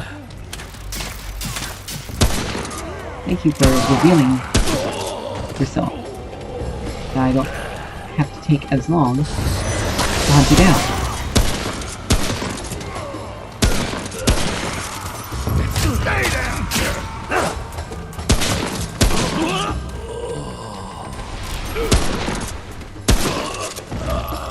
Okay, it's a good thing you didn't drop anything.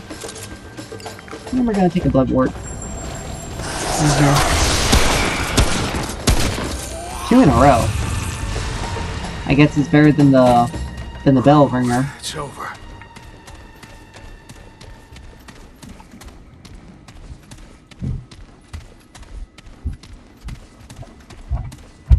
But yes, if the bell ringer shows up again, we'll just have to use the good boy to mainly deal with him. But it's mostly the ads that are the problem.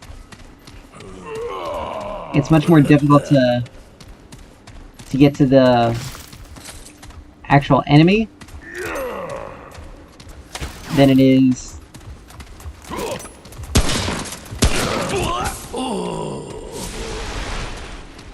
to deal with the ads. And he brings nice summons. Because that's the most annoying part of it. If I remember correctly...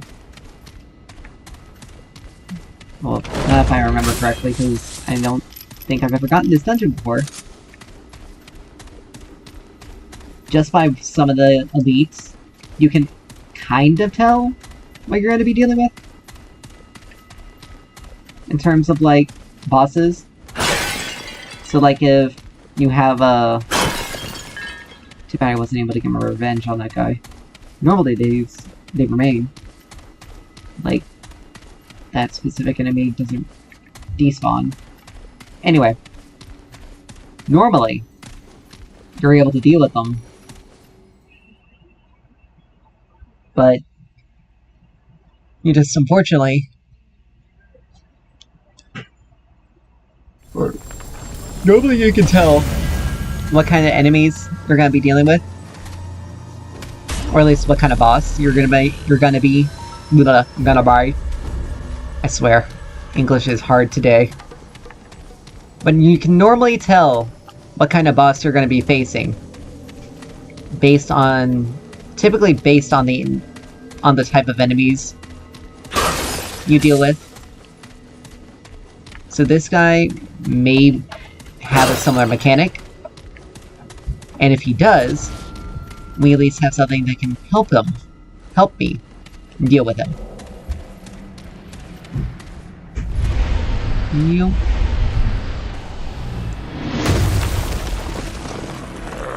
I think this guy does summon. Yeah, he does summon.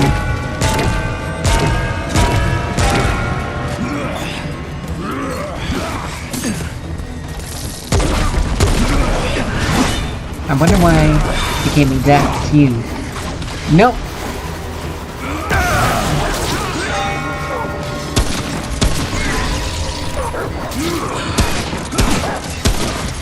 So we can just focus on the boss. While the good boy does his work.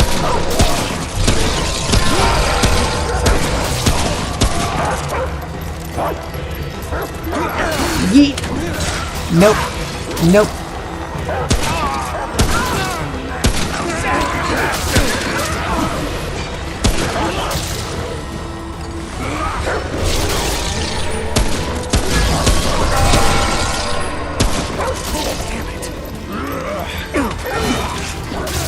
I say no to you, sir. I say no.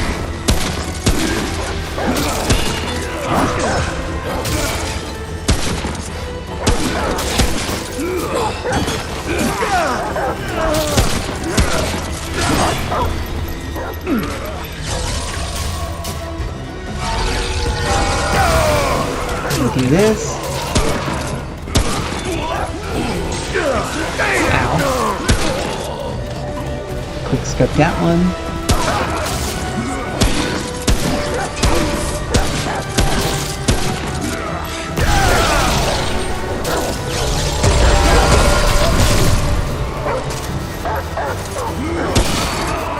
There we go. It's over. We got a trade point. Still standing. Got all my parts. I call that a win. And the King Colors Bell. I don't know exactly what this is going to do for us, but we will find out after we exit.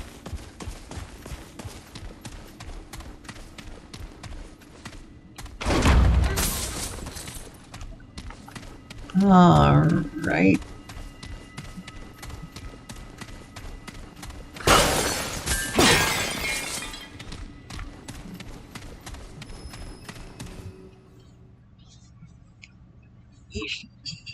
Ow.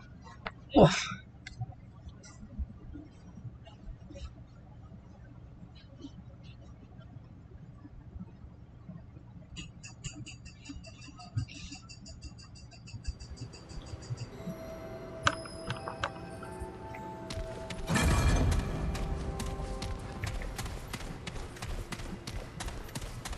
Alright. So now we can... Yep. This is where this is. Scalding Glade. Back up here.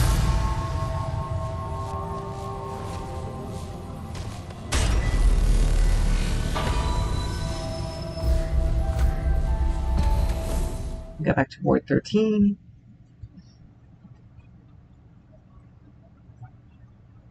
And then we'll pick up the add-on. And we may and I think we'll also grab some blood words while we're here as well. Because, let's face it, we got 6 left. Yeah. Yeah? Better be worth my time. Song of Swords. Projects a 25-meter aura that moves with the caster. All allies standing with the aura in the aura will have their damage dealt increased by 10% and it lasts for 30 seconds. So, something that's pretty good if you're planning on playing as more of a support build for your allies. Never doubt. Let's see what we got. Alright. So, but yeah, he's got an ethereal orb. Then we got Ring of the Admiral. Damage received increased by 30%, and all damage dealt. That's more of a high risk kind of situation. I don't know if it's... Oh yeah. That's right. Let's take our Simulacrum and get ourselves our... I have lost. 7th Take care. charge for the Dragon Heart. Now we can basically... Folks. Only the best.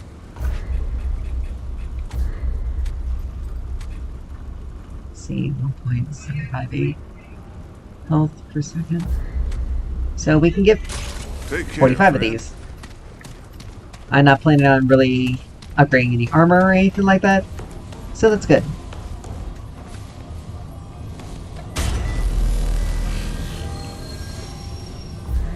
So we don't have... Sorry.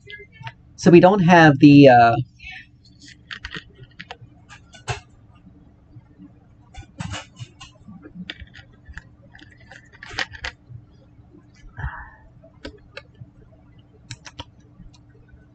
So let's see. I think the other way gets another through dungeon.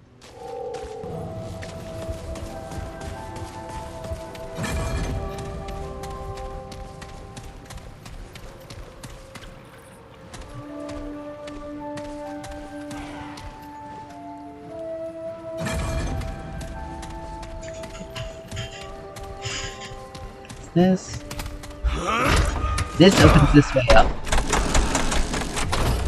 Too bad you can't talk to this guy, because it makes me wonder, it's like... So this should be an important...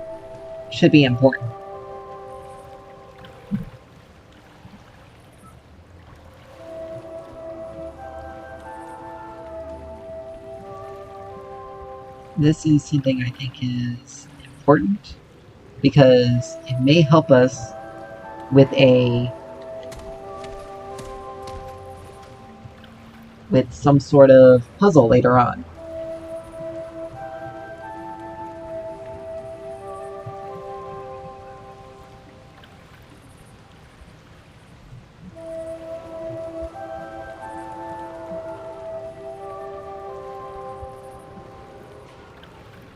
So we'll figure that one out.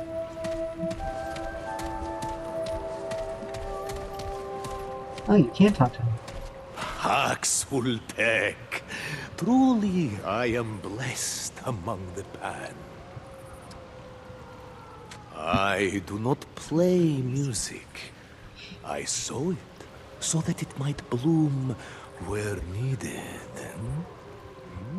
All things have their purpose. Is it not obvious? To be played. I can do no more than I am. The wind hears the Paxultek.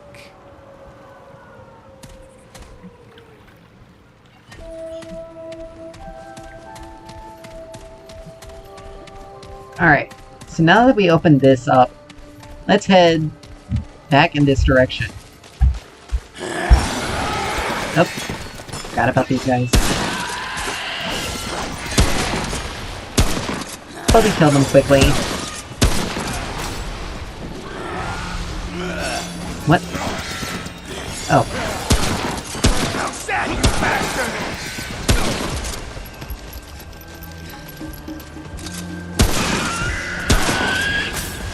Alright.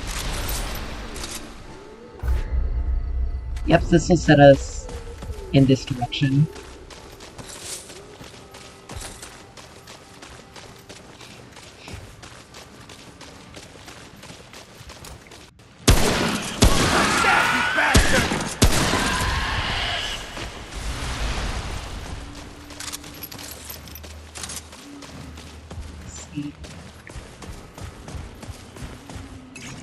Bloodwort?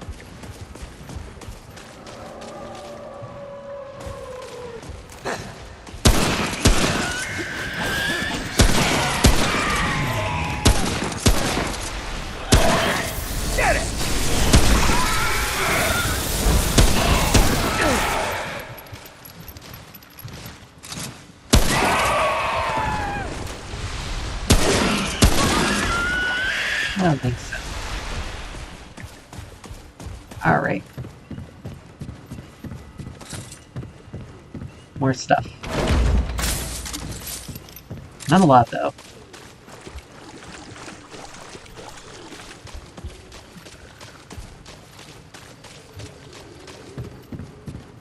I'm guessing that's the statue of the Empress.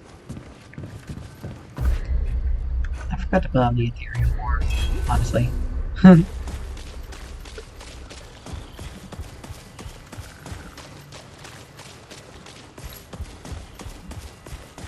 So this dungeon should take us out to the other side,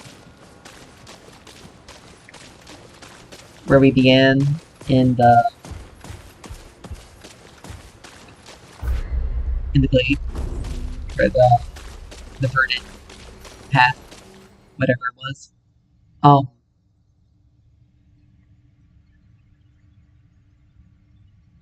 But we should also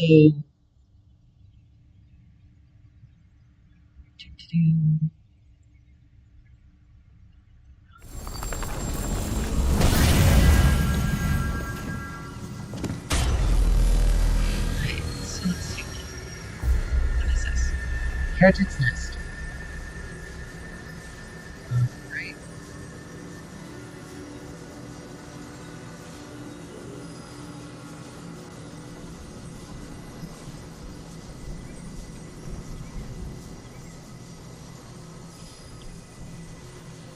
Alright, so I have dealt with this enemy before.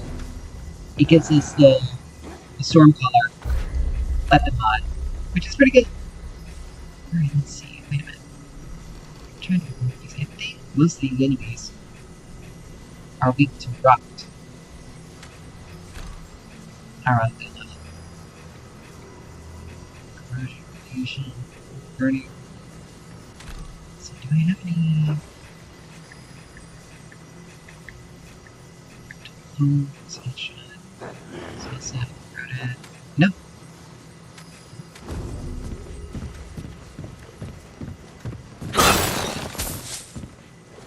Since we dealt with Singed, we weren't able to get the bottom weapon in the end. Which is the other Pokemon from Earth. So, Rot may do a significant, maybe very significant. And we don't have any Rot-based add-ons either, or mods. So the Heretic's Nest will deal with,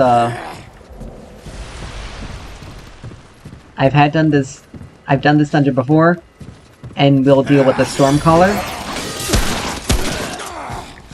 which gives us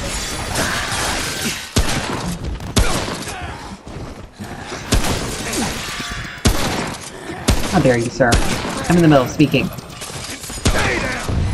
So we're just gonna do this and make things a little bit quicker and easier for us.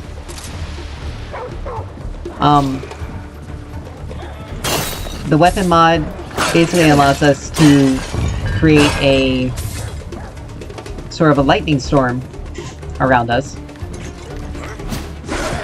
And while we can't attack, technically, the storm attacks for us. It's over. So we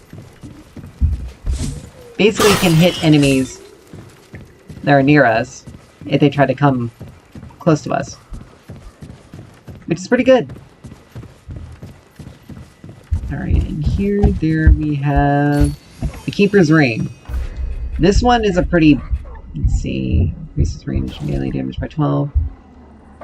Makes spot damage by 10. We can sacrifice that. The Keeper's Ring increases all of our elemental resistance by 20. So it's a really good accessory. I recommend that. Particularly if you're dealing with any enemies that use a lot of elemental damage. Someone? Oh, hello. You're dead.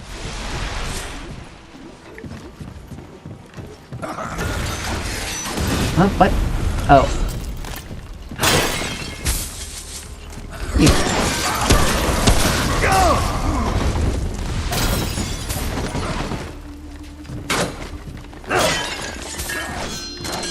Don't you hate it when an enemy sets you on fire? Like that?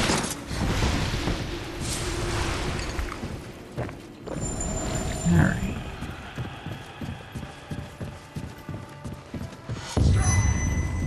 What? Oh, shit! Anyway. But those symbols on those bells...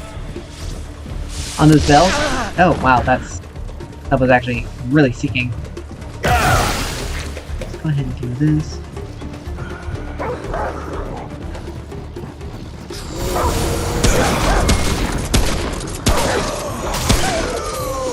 Oh, sorry, Doge.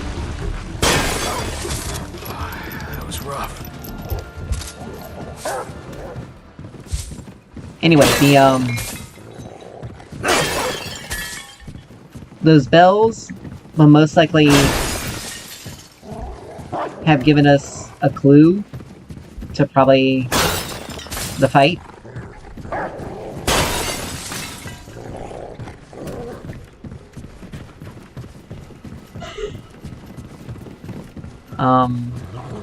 I'll just have to double check and make sure.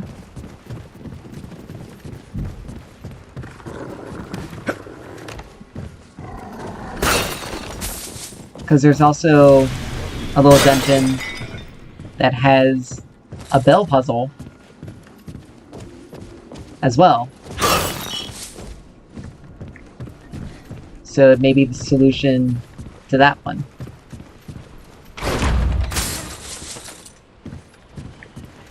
But it's been a while since I've seen the bells, so I can't really say. I think everything here is dead. As you see, it's the case.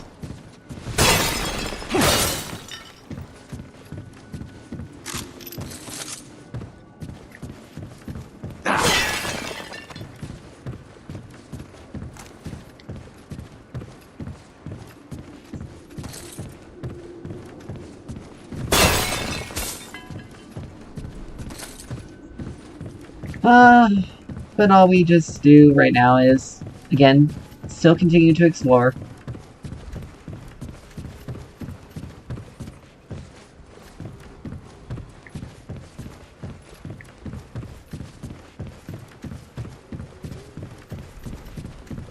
And while we're doing that...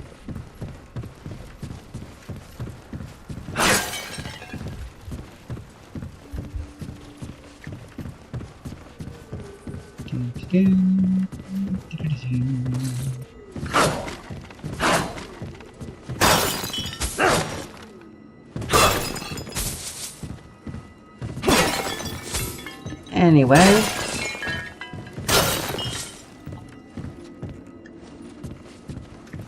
we'll have to...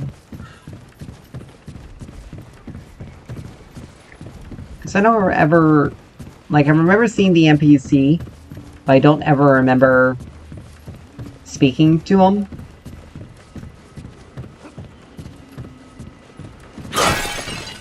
Like, he never had a dialogue.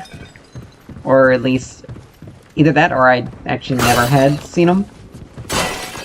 I think I heard him, but I didn't know, I didn't see him. And I didn't know you could talk to him.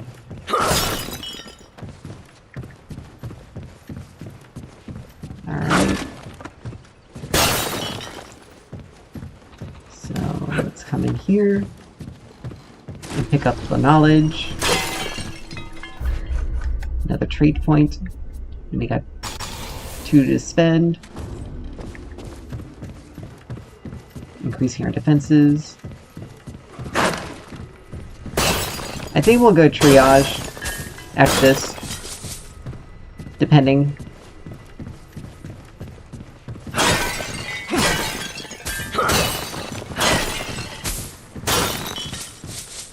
Because there are some traits that are definitely very important.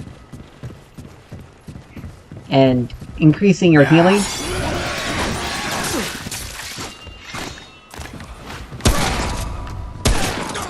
Oh, you got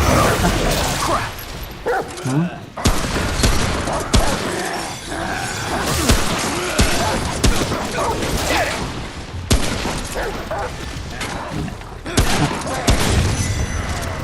Oh shit! Oh shit! Alright. It's over there. Should be another one. That was rough. I guess not. But I heard 2 chimes, so...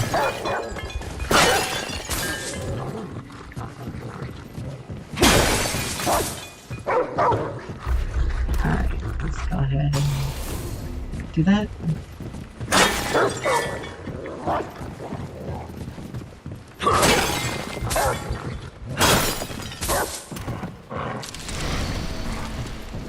Alright, so we do that, everything there.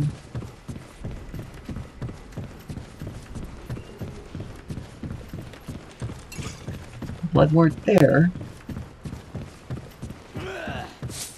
Scrap.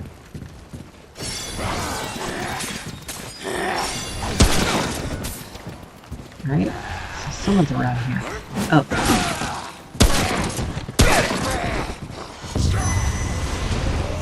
Oh shit! Alright, so where's the big guy?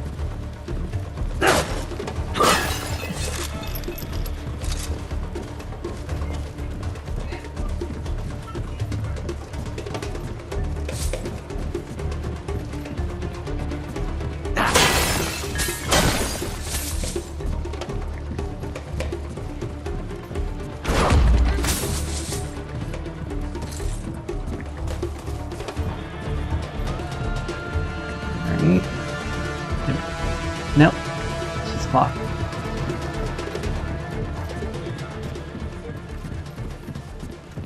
Whew, it's over. Right, there's nothing there.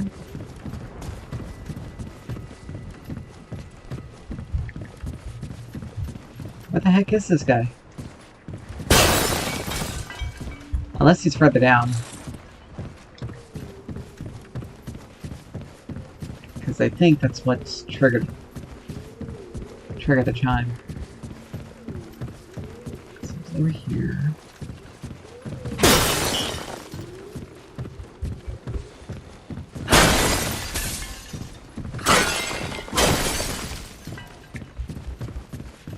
I swear, am I going crazy?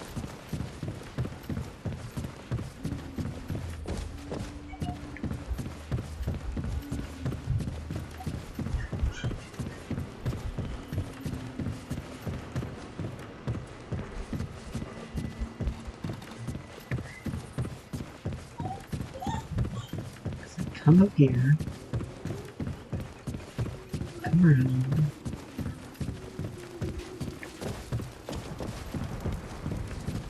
Yeah, it was around here where it triggered.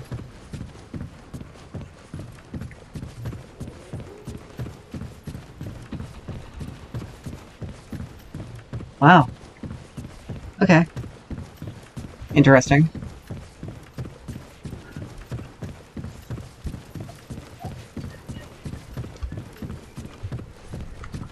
Very, very interesting.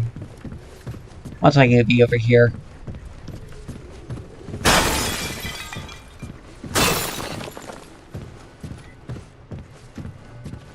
Nope.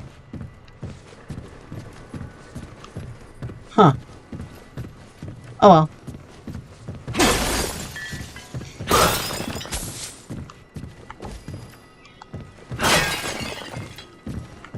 Alright.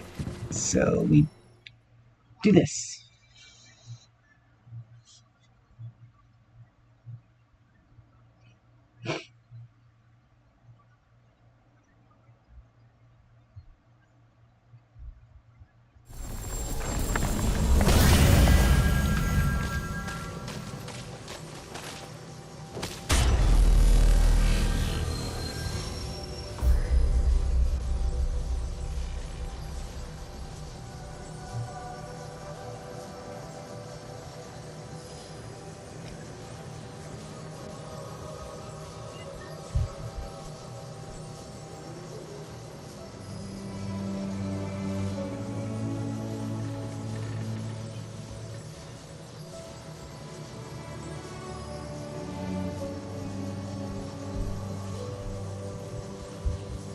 Alright. So the martyrs. So this is the martyrs garden.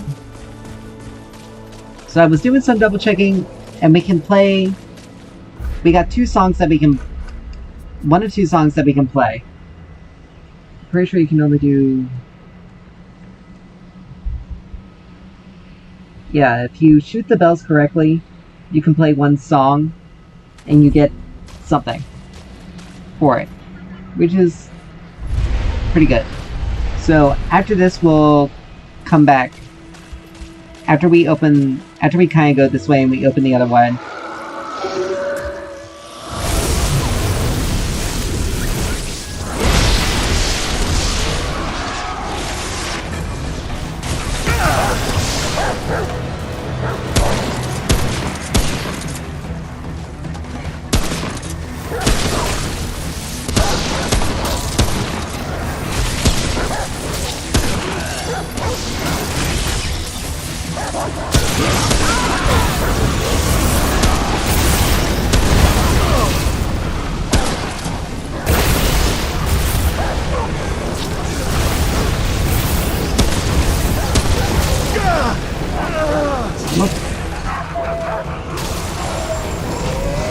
Alright.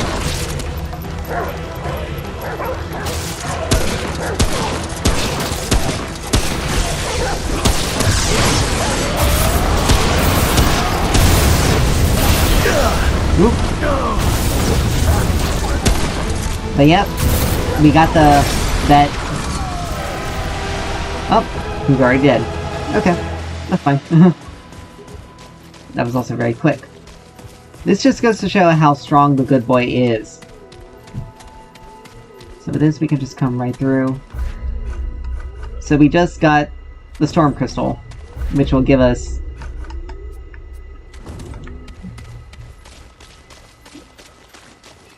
It will give us the mod.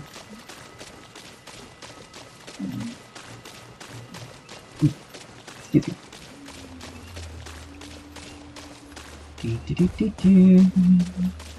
So yeah, once we go back to the Flautist. Wow. English is hard. We'll be able to... You can play 1 or 2 songs, and ironically,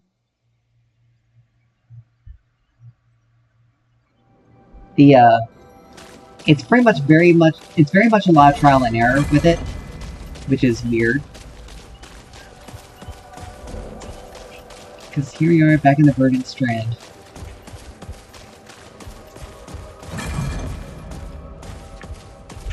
And we can now open this door.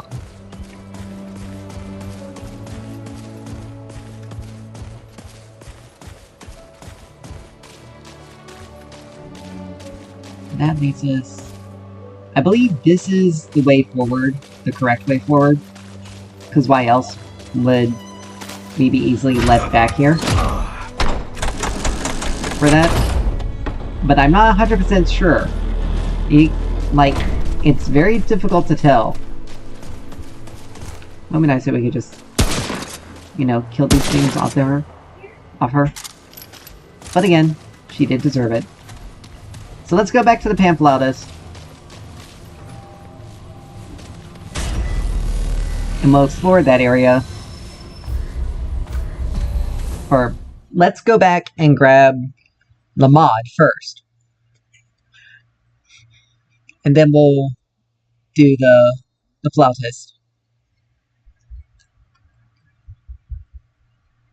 Now, one song gives you a trait, and the other gives you, I believe, a weapon. It's either a weapon or it's a weapon mod. We'll see. What now? Alright then. Yes. The Storm Caller trait conjures an electrical storm centered around the caster, which discharges lightning strikes that deal 40 shock damage to nearby enemies within 35 meters, and reduces incoming damage by 50% in less 12 seconds. Yeah. So it's pretty decent. So it has both offensive and defensive components. So you can easily use them. So it's something that you can easily use on like a tank build, or if you're playing solo. So, back on Yusha. Flautist.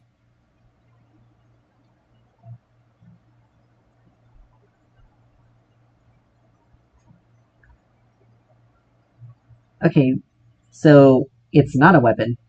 It's...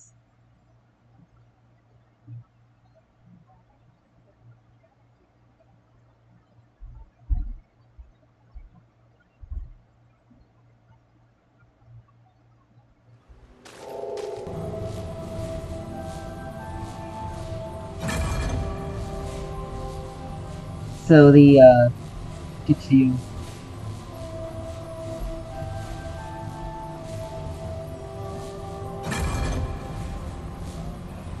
So, the ring itself, the Heart of the Wolf gives us... It increases our max stamina and movement speed by 10%, but with swiftness, it increases it by a passive amount. So, I think we'll go this time with the ring. So you just... And these are all like 1 through 5. if you ever look up a guide on it, 1 starts at the very left and 5 is the very right. So you just hit them.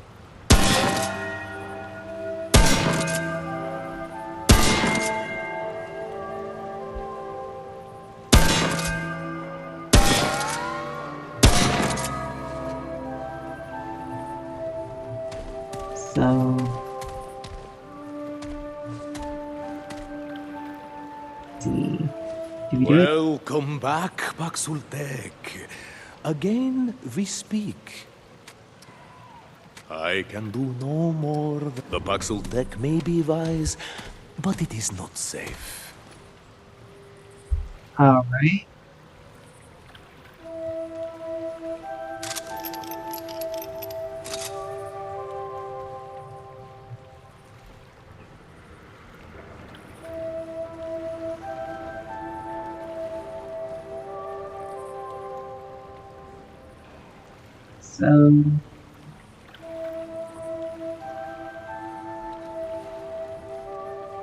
So we may not have been playing.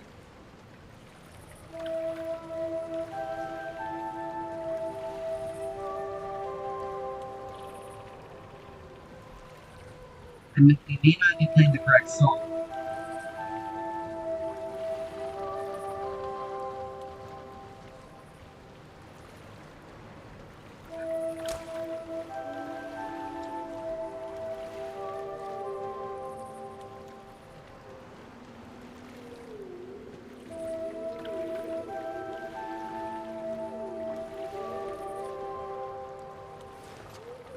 So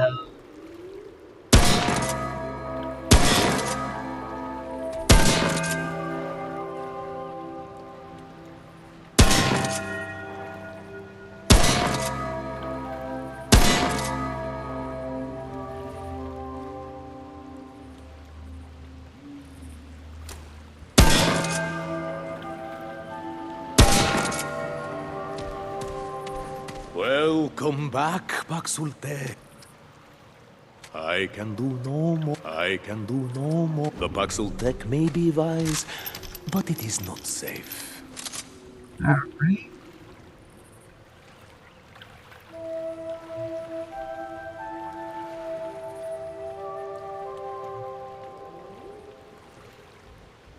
Oh, I think we did it wrong.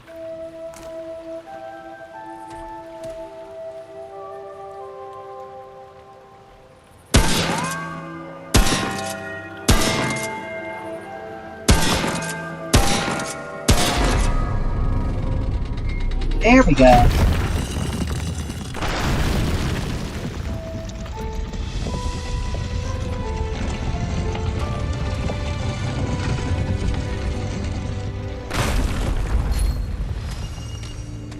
Welcome back. I can do no more. The Baxultek may be wise, but it is not safe. So we got that.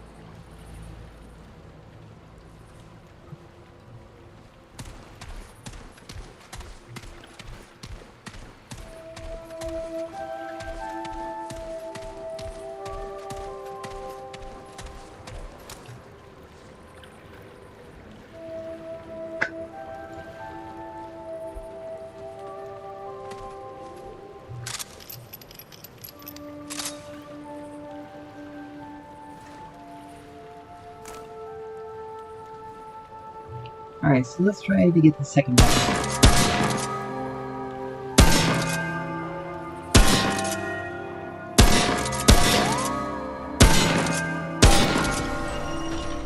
There we go.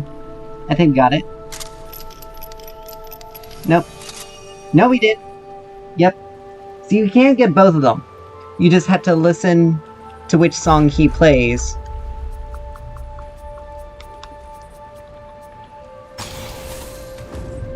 Alright. There we go. Ooh, that was kind of a mood. So we're gonna head in this direction. Now, depending on if it leads us to a dungeon, depending on the dungeon, we may just go back the other direction.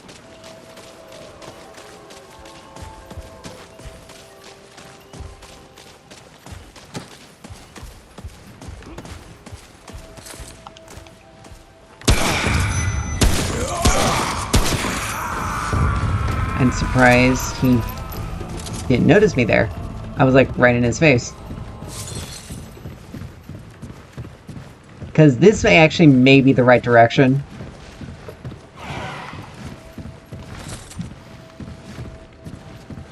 Got a flying monster somewhere.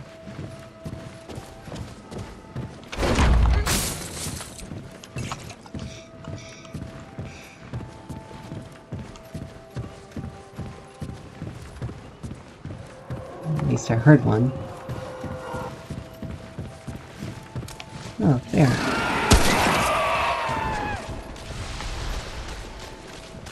One shot, and it's dead.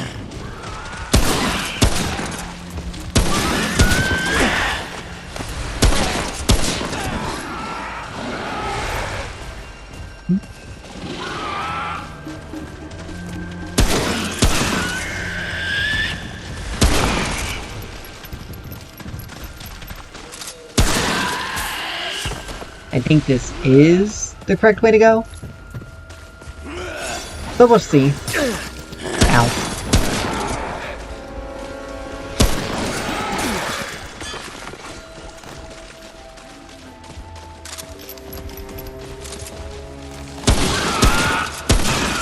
I completely missed that one.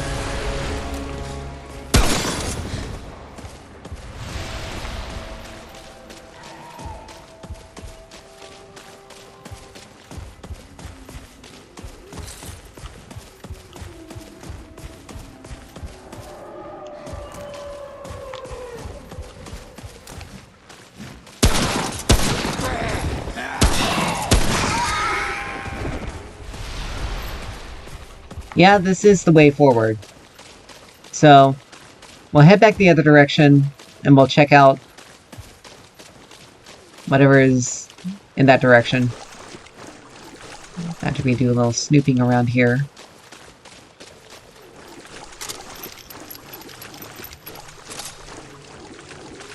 But also, depending on the boss fight we get, we may also have another puzzle to solve, because one of the bosses does have a puzzle to get alternate material.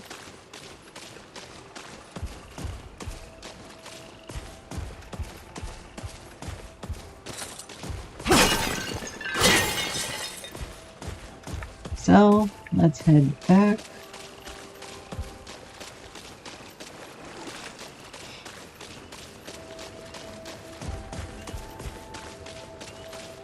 And this is one of the things that makes Yisha so confusing, because you basically have two different paths you can go, and one of them is going to lead you in the right direction, the other one is going to lead you to other stuff.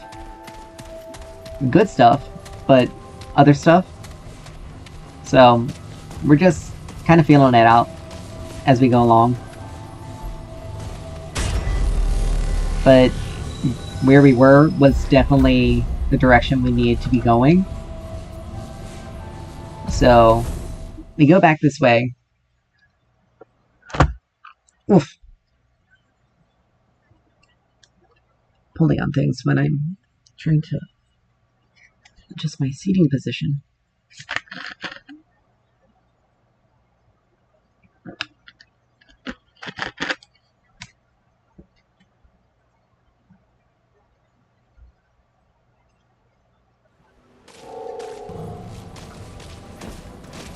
That takes us center again. We go past the dead merchant, the dead thieving merchant, and I think this leads us into another one of those side dungeon situations.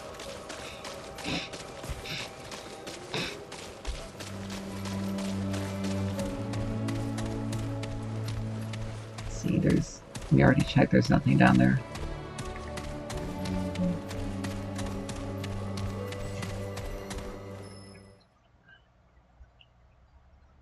But yeah, we should be able to clear Yesha and be able to get to Oh, excuse me. Alright, Widow's Vestry. I don't think I've done this.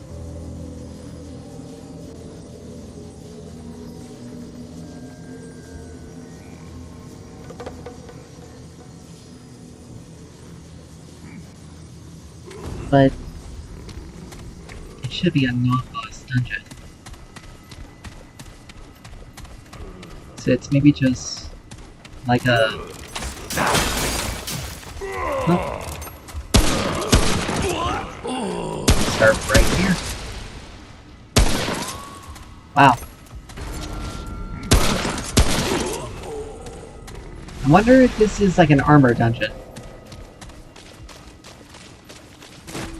Yeah, it's over here though.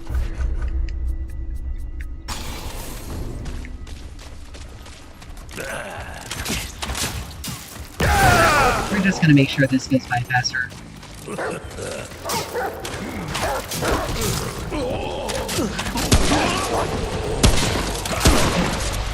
How do you miss a stationary target?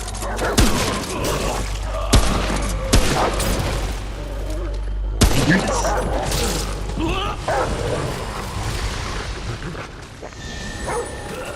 literally attacking.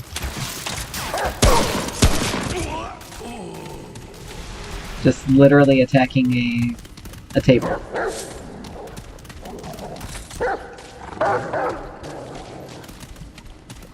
Now, if we had the spirit mod, if we managed to get it, then we would definitely be increasing the good boy's damage. But he doesn't really stick around long enough. And I honestly keep forgetting it. But we don't have to rely on it 100% of the time. Because we deal enough damage with our weapon.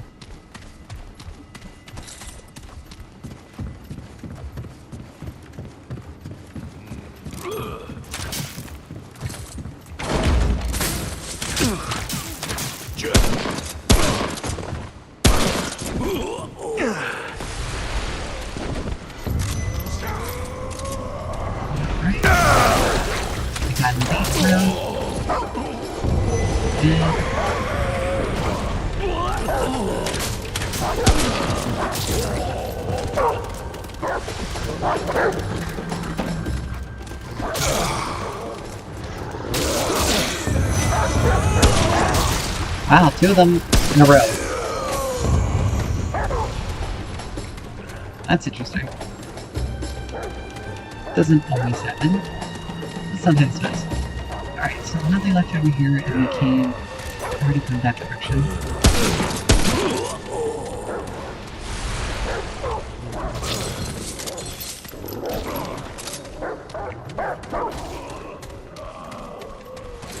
This may just be a... like, just a treasure situation. I think this may be one of the bell puzzles. I think this is the dungeon with the bell puzzle.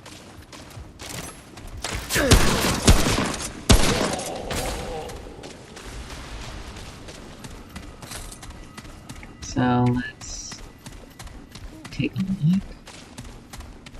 Make sure there's nothing like to indicate around this way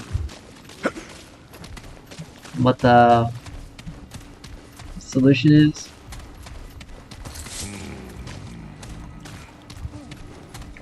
But I also may be wrong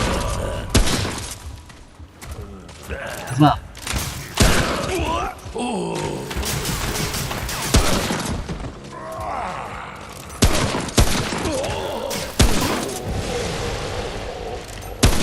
I know I didn't even touch him with that one.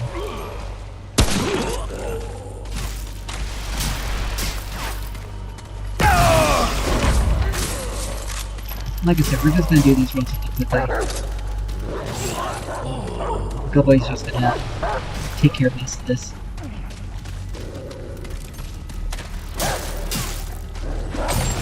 How'd you get behind me?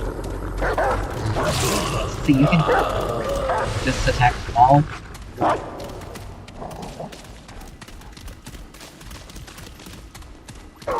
I think this is the one with the puzzle, which is kind of infuriating.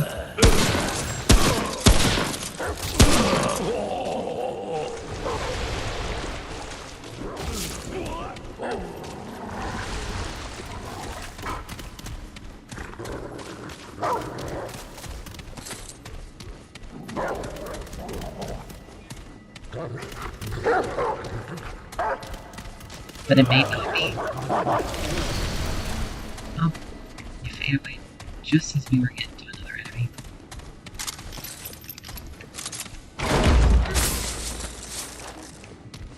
Funny how it gives me advantage, and I don't need it in this area, because there isn't anything that really causes bleeding.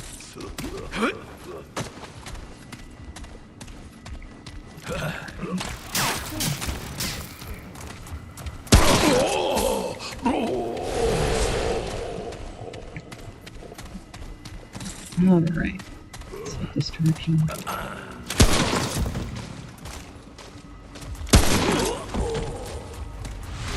There.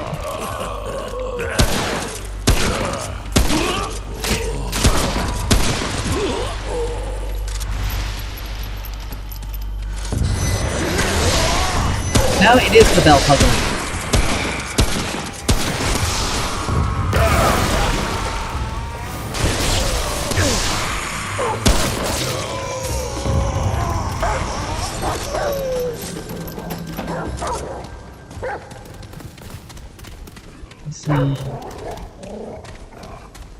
And as you can tell... Oh wait a minute, no. These are just glowing shrooms.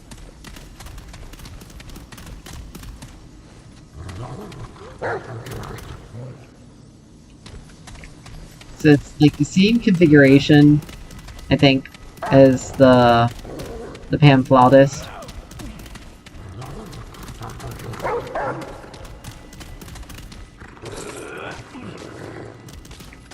There's someone still alive somewhere. Yeah, I can still hear him.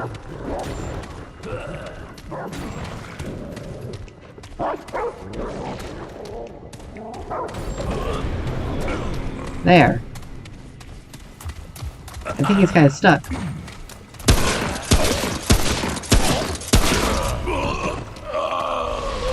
Oh, never mind. Alright.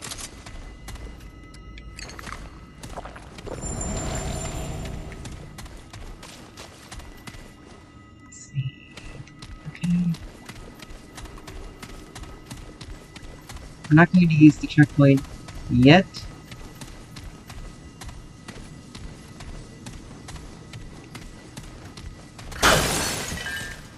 This may be Red Doe.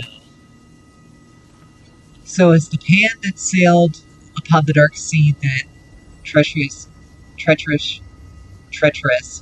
ocean devoid of both star and moon, 721 ships sought out new shores. Upon finding it, Levant prostrated them upon the land and begged the guardian for a sign. The number of Levant was 1,633. They prayed and fasted for 80 days, while the pan waited anxiously aboard their ships. On the 18th day, Levant witnessed a startling vision. The Red Doe emerged from the depths of the jungle, touched its nose to the ground, and disappeared back into the shadows. It was a blessed sign, proof they had escaped the plague that had killed so many beyond the sea. They named this world Yesha, Kin Mother, and declared it to be a new home for the pan. Okay, so the pan literally came here from a different world. Not long after, a young red widow named Genus fell deeply ill, her skin corrupted by the very sickness that had ravaged the Pan's homeworld. Fearing the plague would spread, Gina's sister refused her funerary rites and instead wrapped a fragrant cloth left her in the jungle to die alone. Days later, the mourning for the widow in full swing, Genius emerged from the jungle alive and strong. She was cured. She did not know how, yet she spoke of a vision that would mean the salvation for all Pan. Okay. That doesn't help us with the puzzle.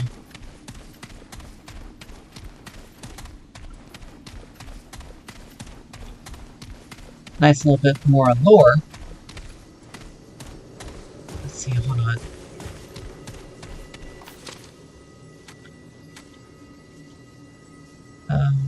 Seven.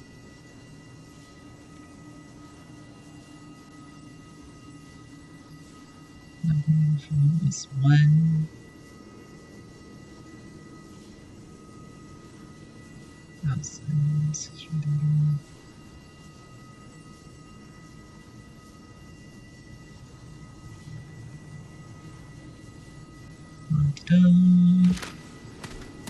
Okay.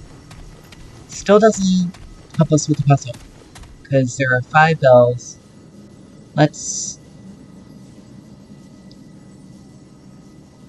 check what we had earlier. Okay. It just indicates the number of bells. Never mind then. Oh, that's right.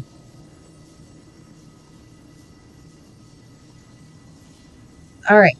So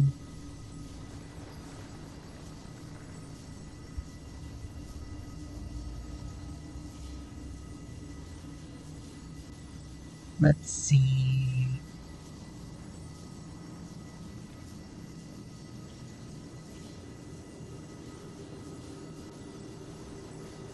Let's see.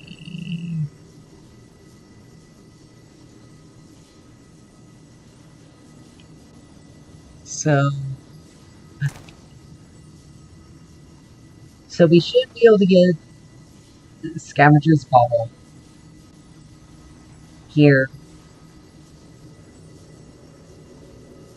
And the Swiftness trait, if you haven't already got it. So we got it from the Pamphleutist, so we can just do the Bauble here. So we go 5, 4, 3, 3, 4, 1, 2, 2, 3, 2, 1. Alright, so I missed a shot. So we're going to wait for all the bells to reset.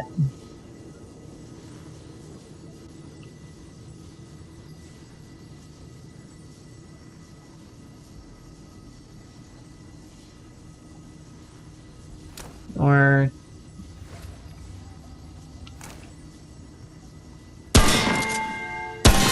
4, 3, 3, 4, 1, 2, 3, 2, 1. There we go. We just didn't do. We missed a shot. That's what did it to us. And now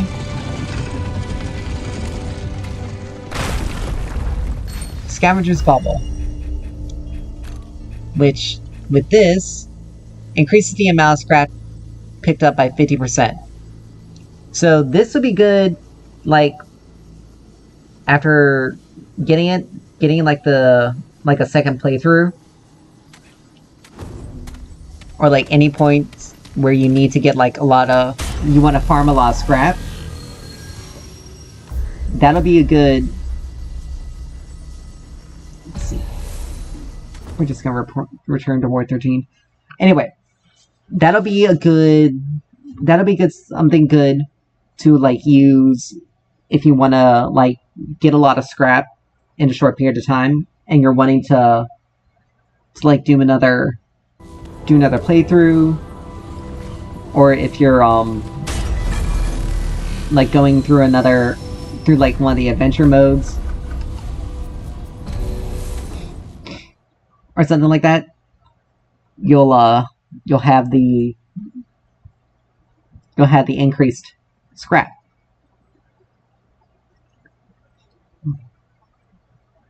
So we're gonna move on, which will probably lead us to one of the two world bosses.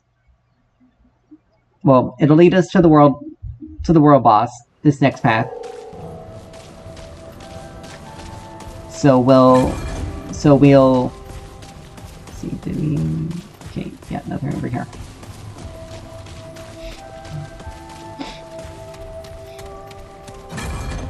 So we'll deal with that, and then I think we'll call it an evening, because we'll have made some really good progress.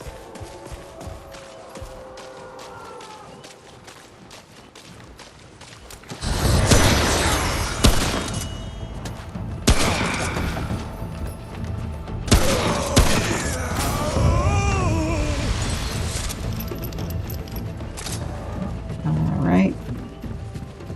Since we're just basically not worried about anything else, we're just not coming out in this direction. Take out any enemies that are trying to lurk.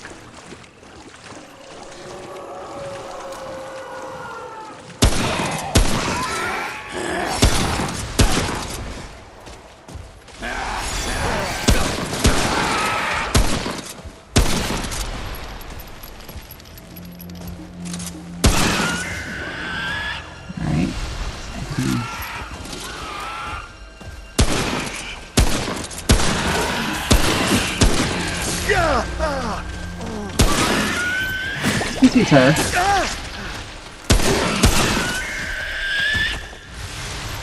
That was unnecessary and rude.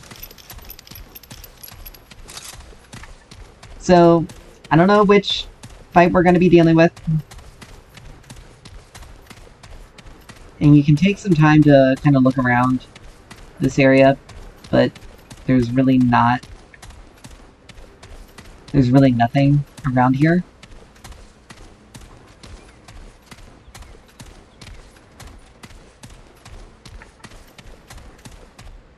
Because this just leads us down to there. And this leads us kind of in a similar way.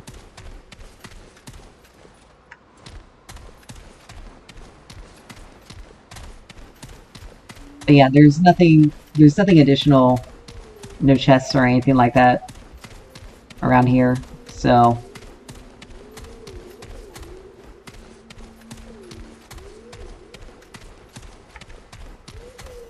and anything that could possibly be there is like blocked off by rubble. So this is the ziggurat that Naven was talking about.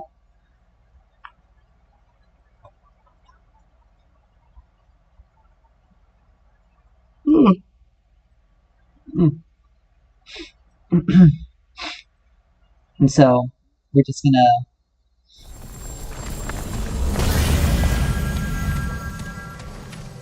still check on here. We heal up. Oh, I didn't even check the name. Activity. Alright, so this is the Tempest Court. So I faced this guy before. He's called the Totem Father. And he has his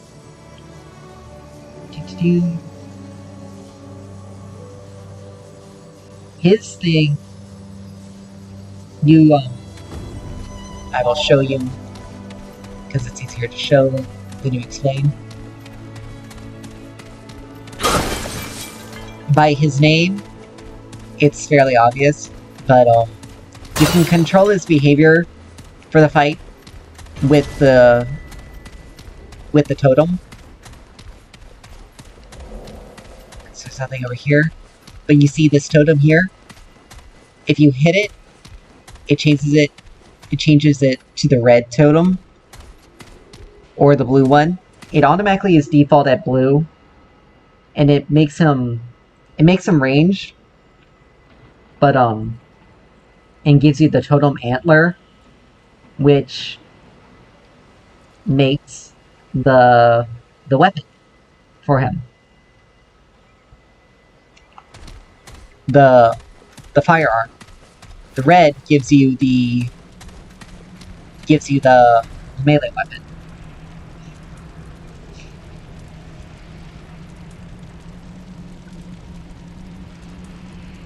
And they both deal shock damage. But on your first playthrough, I would honestly encourage you to go for the firearms first. Just because they're typically the easiest one to go for.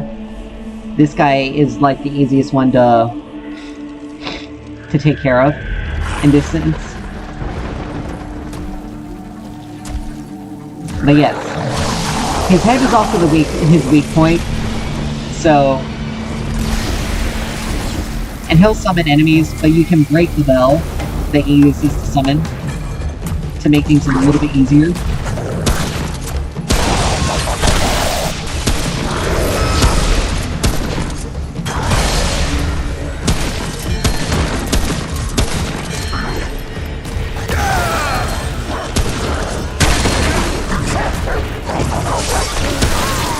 But as you can tell, he summons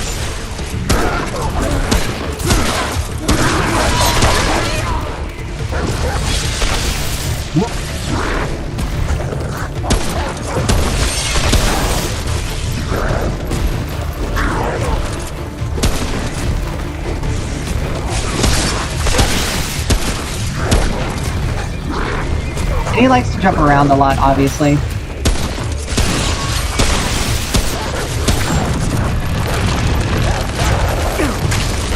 And then he does that kind of attack, so you just kind of dodge.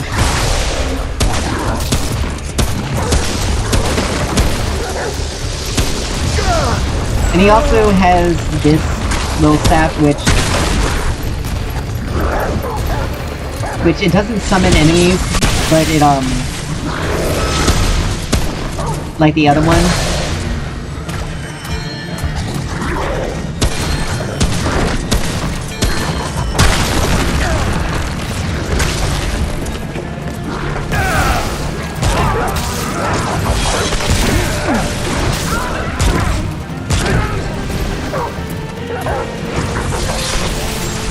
But as you can tell, we used a lot of...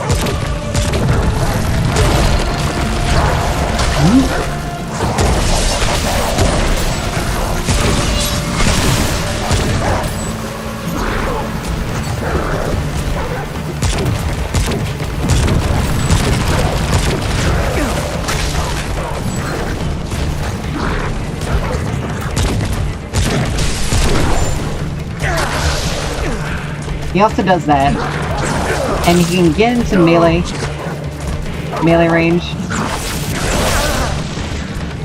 So, in the interest of saving time, we're gonna go ahead and use Dragon Heart.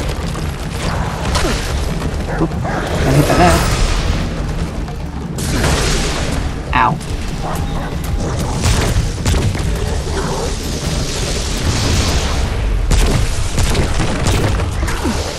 But yeah, destroying the staff, this one, is very important because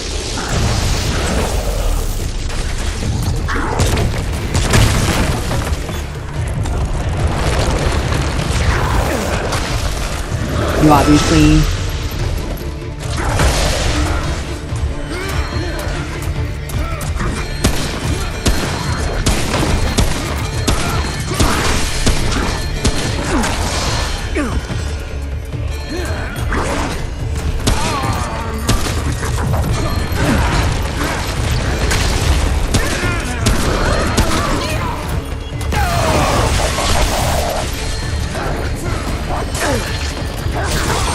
Now we could just leave this, leave the bell going, and leave and let our good boy take care of most of this. Because we should be able to get a fair amount of ammo return. Ow.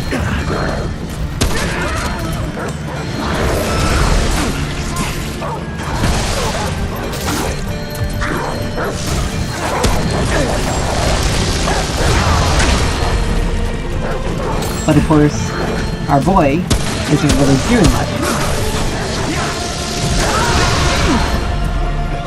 And we got ourselves tossed off the edge of the arena.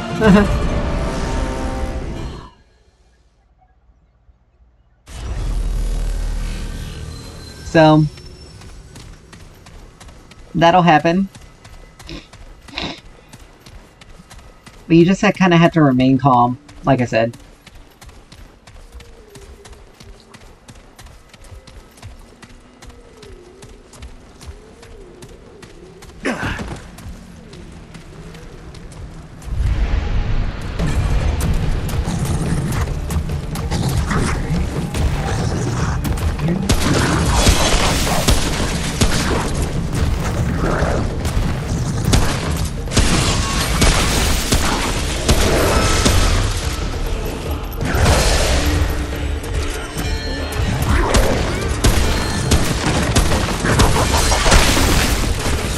Alright.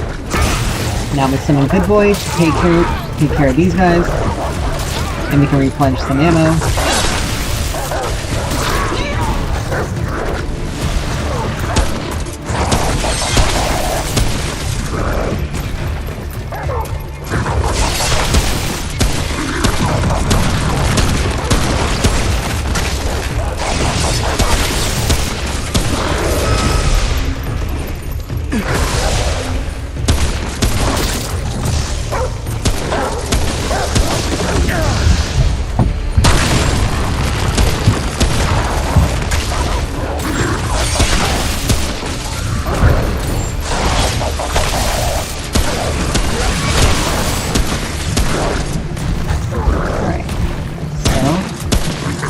We're making better headway.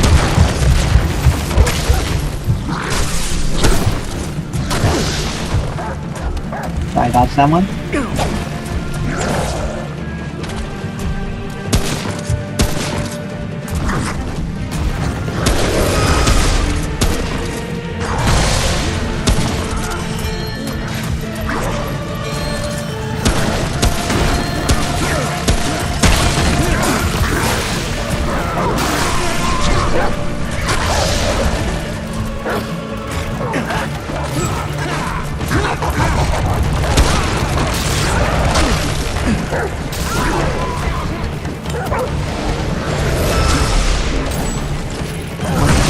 Just use the ammo box.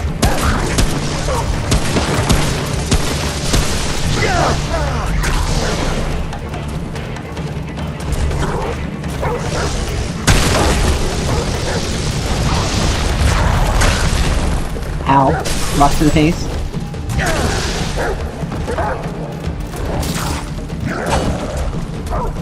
And you can use the pillars kind of to help with that.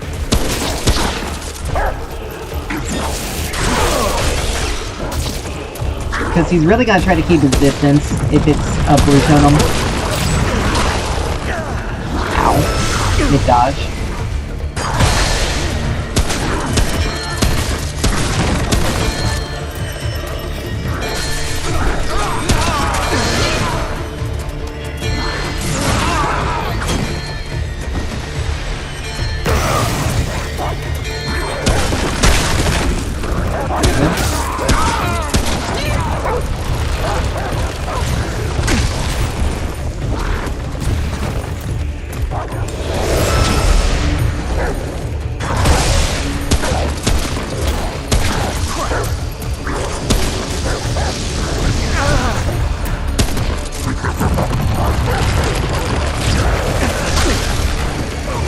Keeps throwing up that dodge. And because of this thing, which apparently I can't hit properly.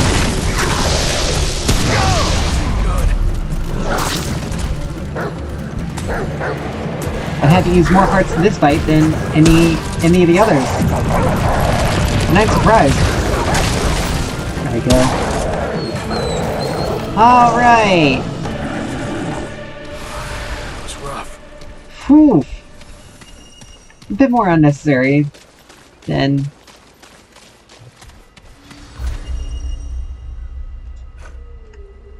And so, another trade point, and we also got Arcane Strike, which increases melee mod power generation, which I'm assuming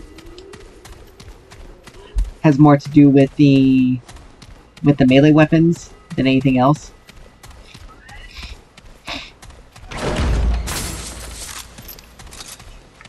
Not much for just rewards after boss fight, but you know.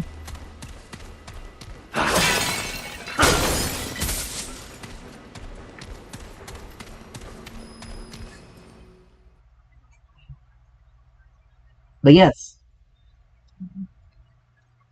we'll be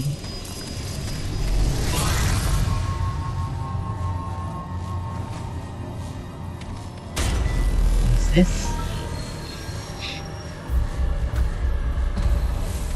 Return to Void 13.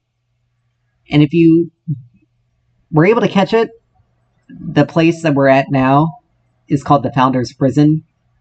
And I'm pretty sure with that you can understand why, because it's where we'll find the Founder.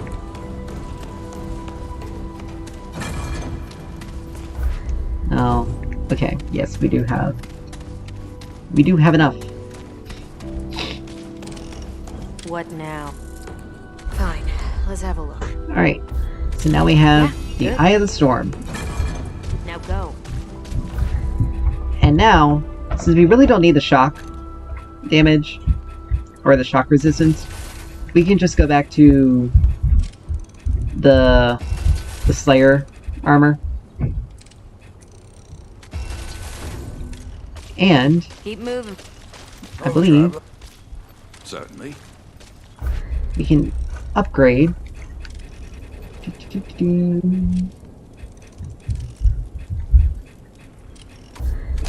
Be safe. We can upgrade the Slayer boots. Alright, so equipping this. So when the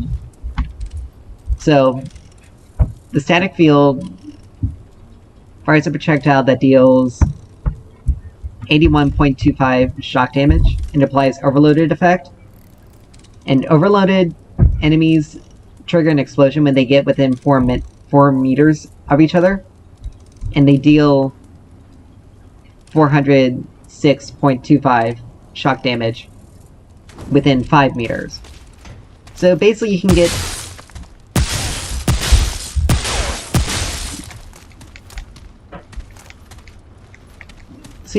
get multiple enemies to do that.